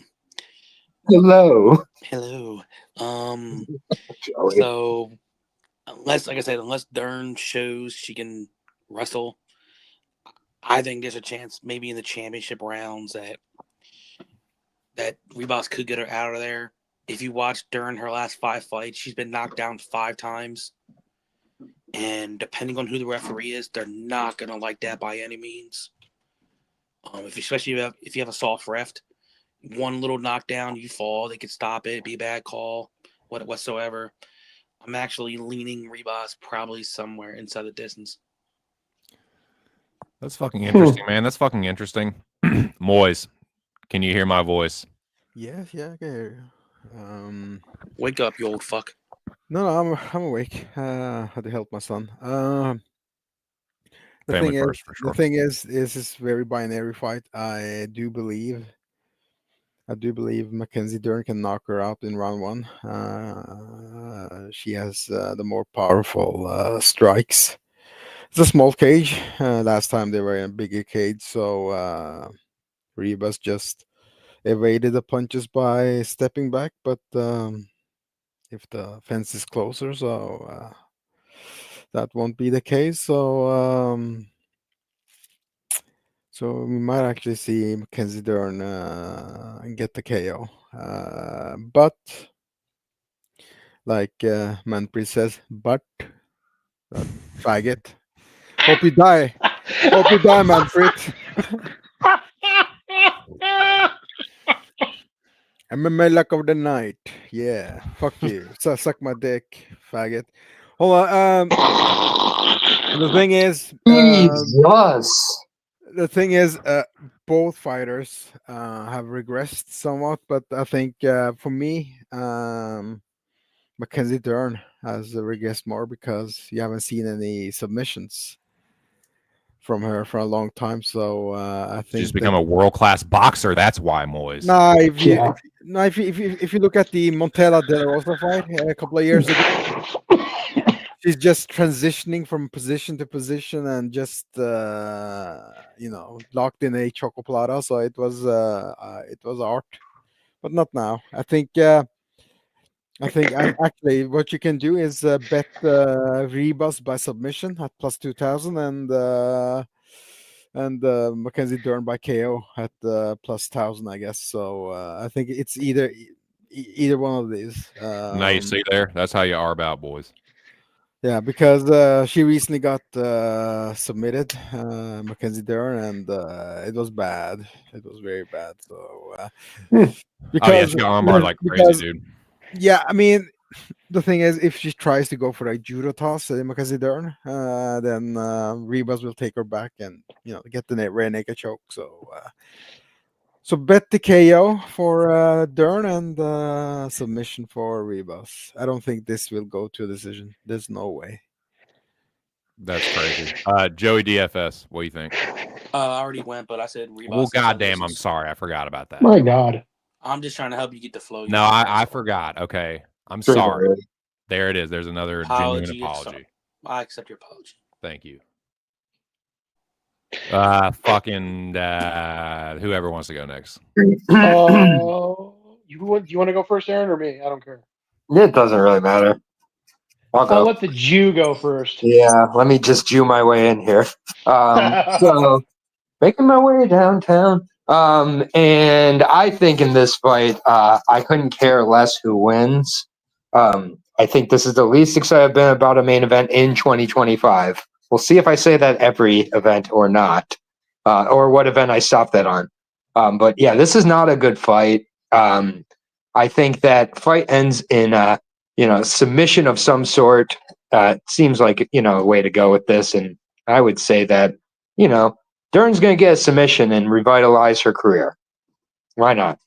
No, she's not. Holy. I have no conviction on that pick, so that's fine. I don't. I'm quoting you. I'm gonna fucking put it on your tombstone now, and it's etched in stone. So no, the thing is that if you watch the internet's forever, Aaron. So yeah, if you watch Ribas versus Virna, right? Jandiroba. Yes. Jandiroba tried really hard to pass her guard, but she couldn't. So I don't think Deuce Bigelow.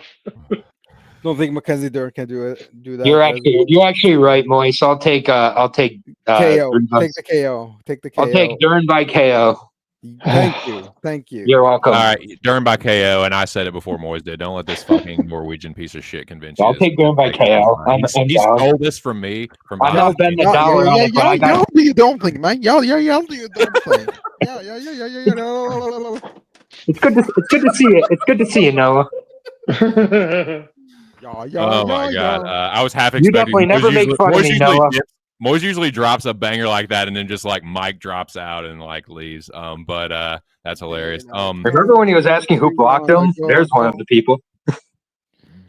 Daylight come and we wanna go home. Well, I'll stop torturing Moise. I Flip the lights on and off. This is over. Is LFA on? No. It's on in 30 minutes, right? Nice. Oh, then I can do my pick real quick and get out of here. That's fine. Really? Go watch that. Go ahead, Mick.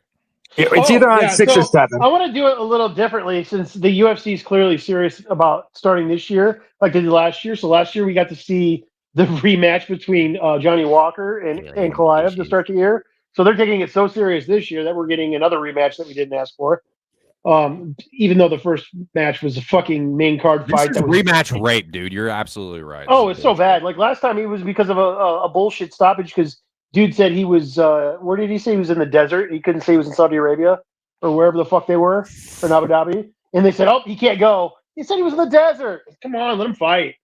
Anyways, yeah. So we got to watch that. So we went from a main card fight to the main event to start the year last year. Well, this year we get Amanda Hebus and fucking Mackenzie Dern, a woman who's transitioning from an American to be a Brazilian apparently, and the Brazilian fucking dork.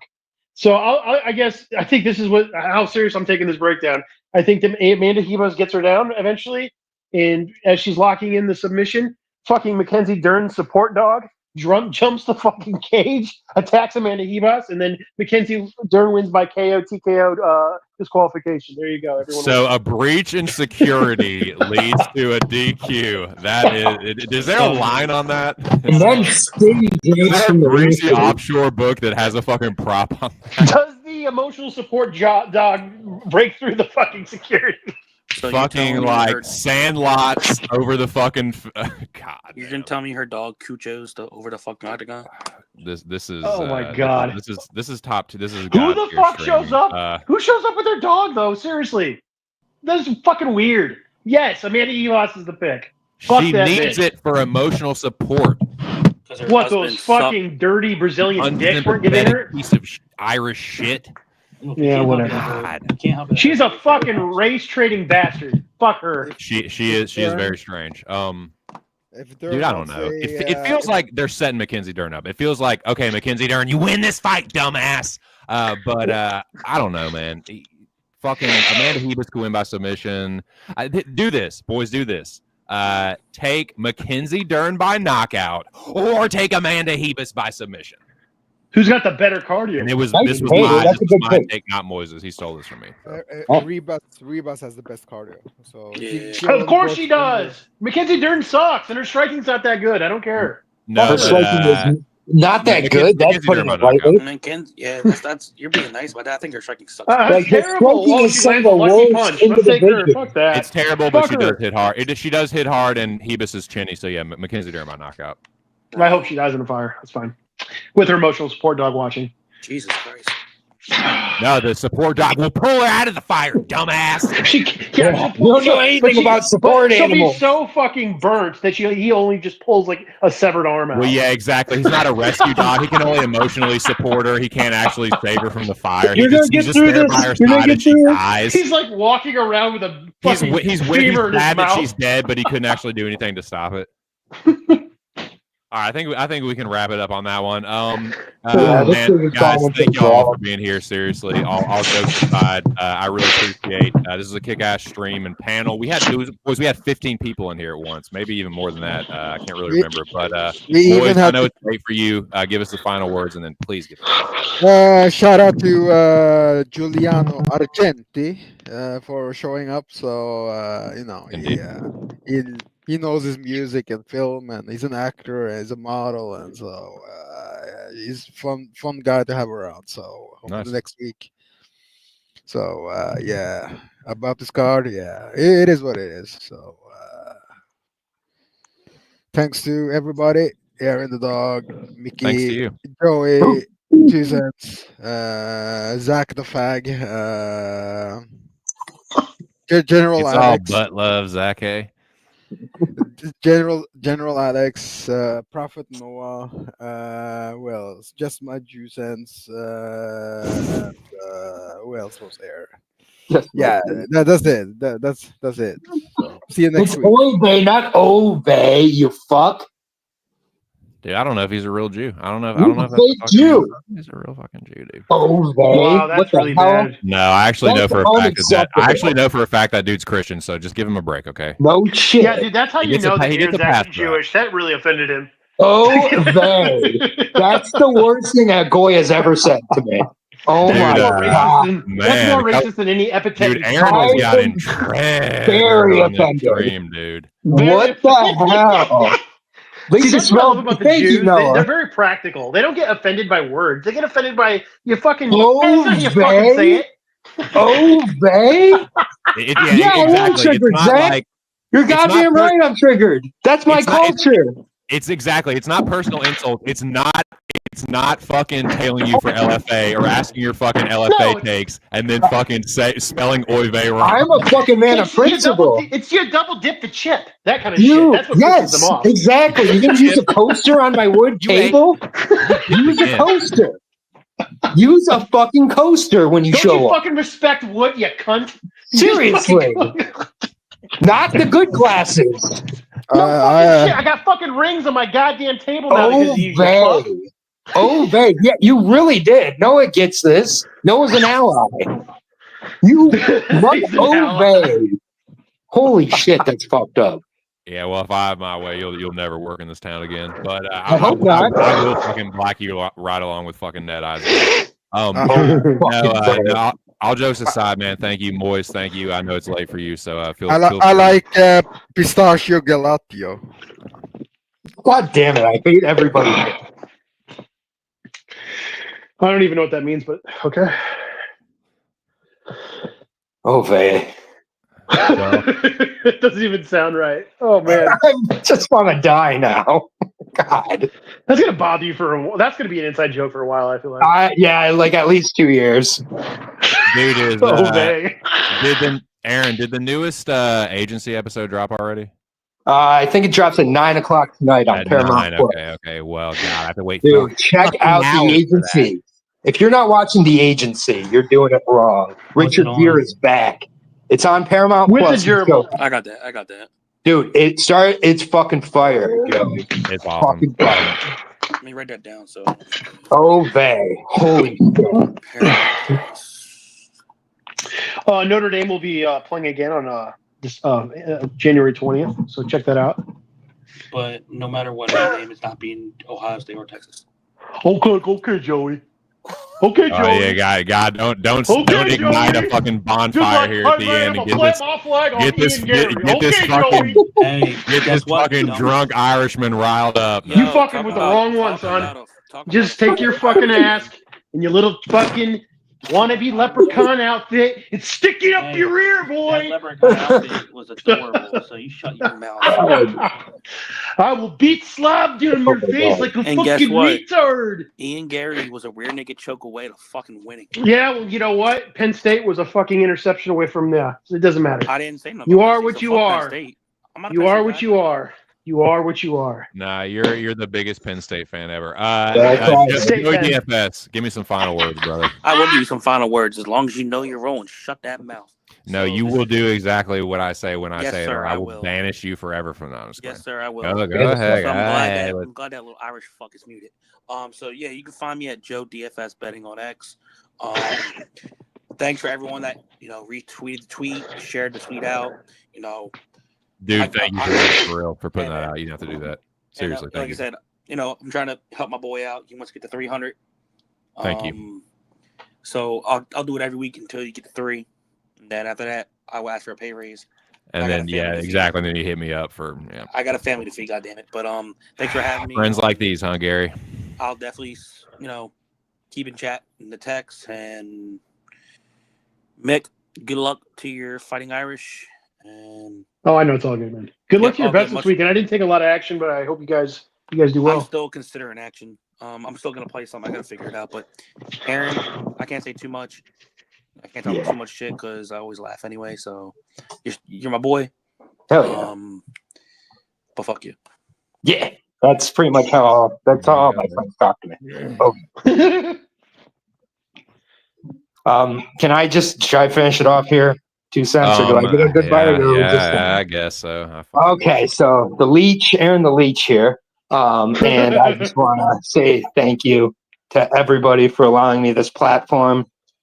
This is, at this point, the only breakdowns I'll be doing is on this show. So absolutely, appreciate you giving me the platform here to talk about fights still.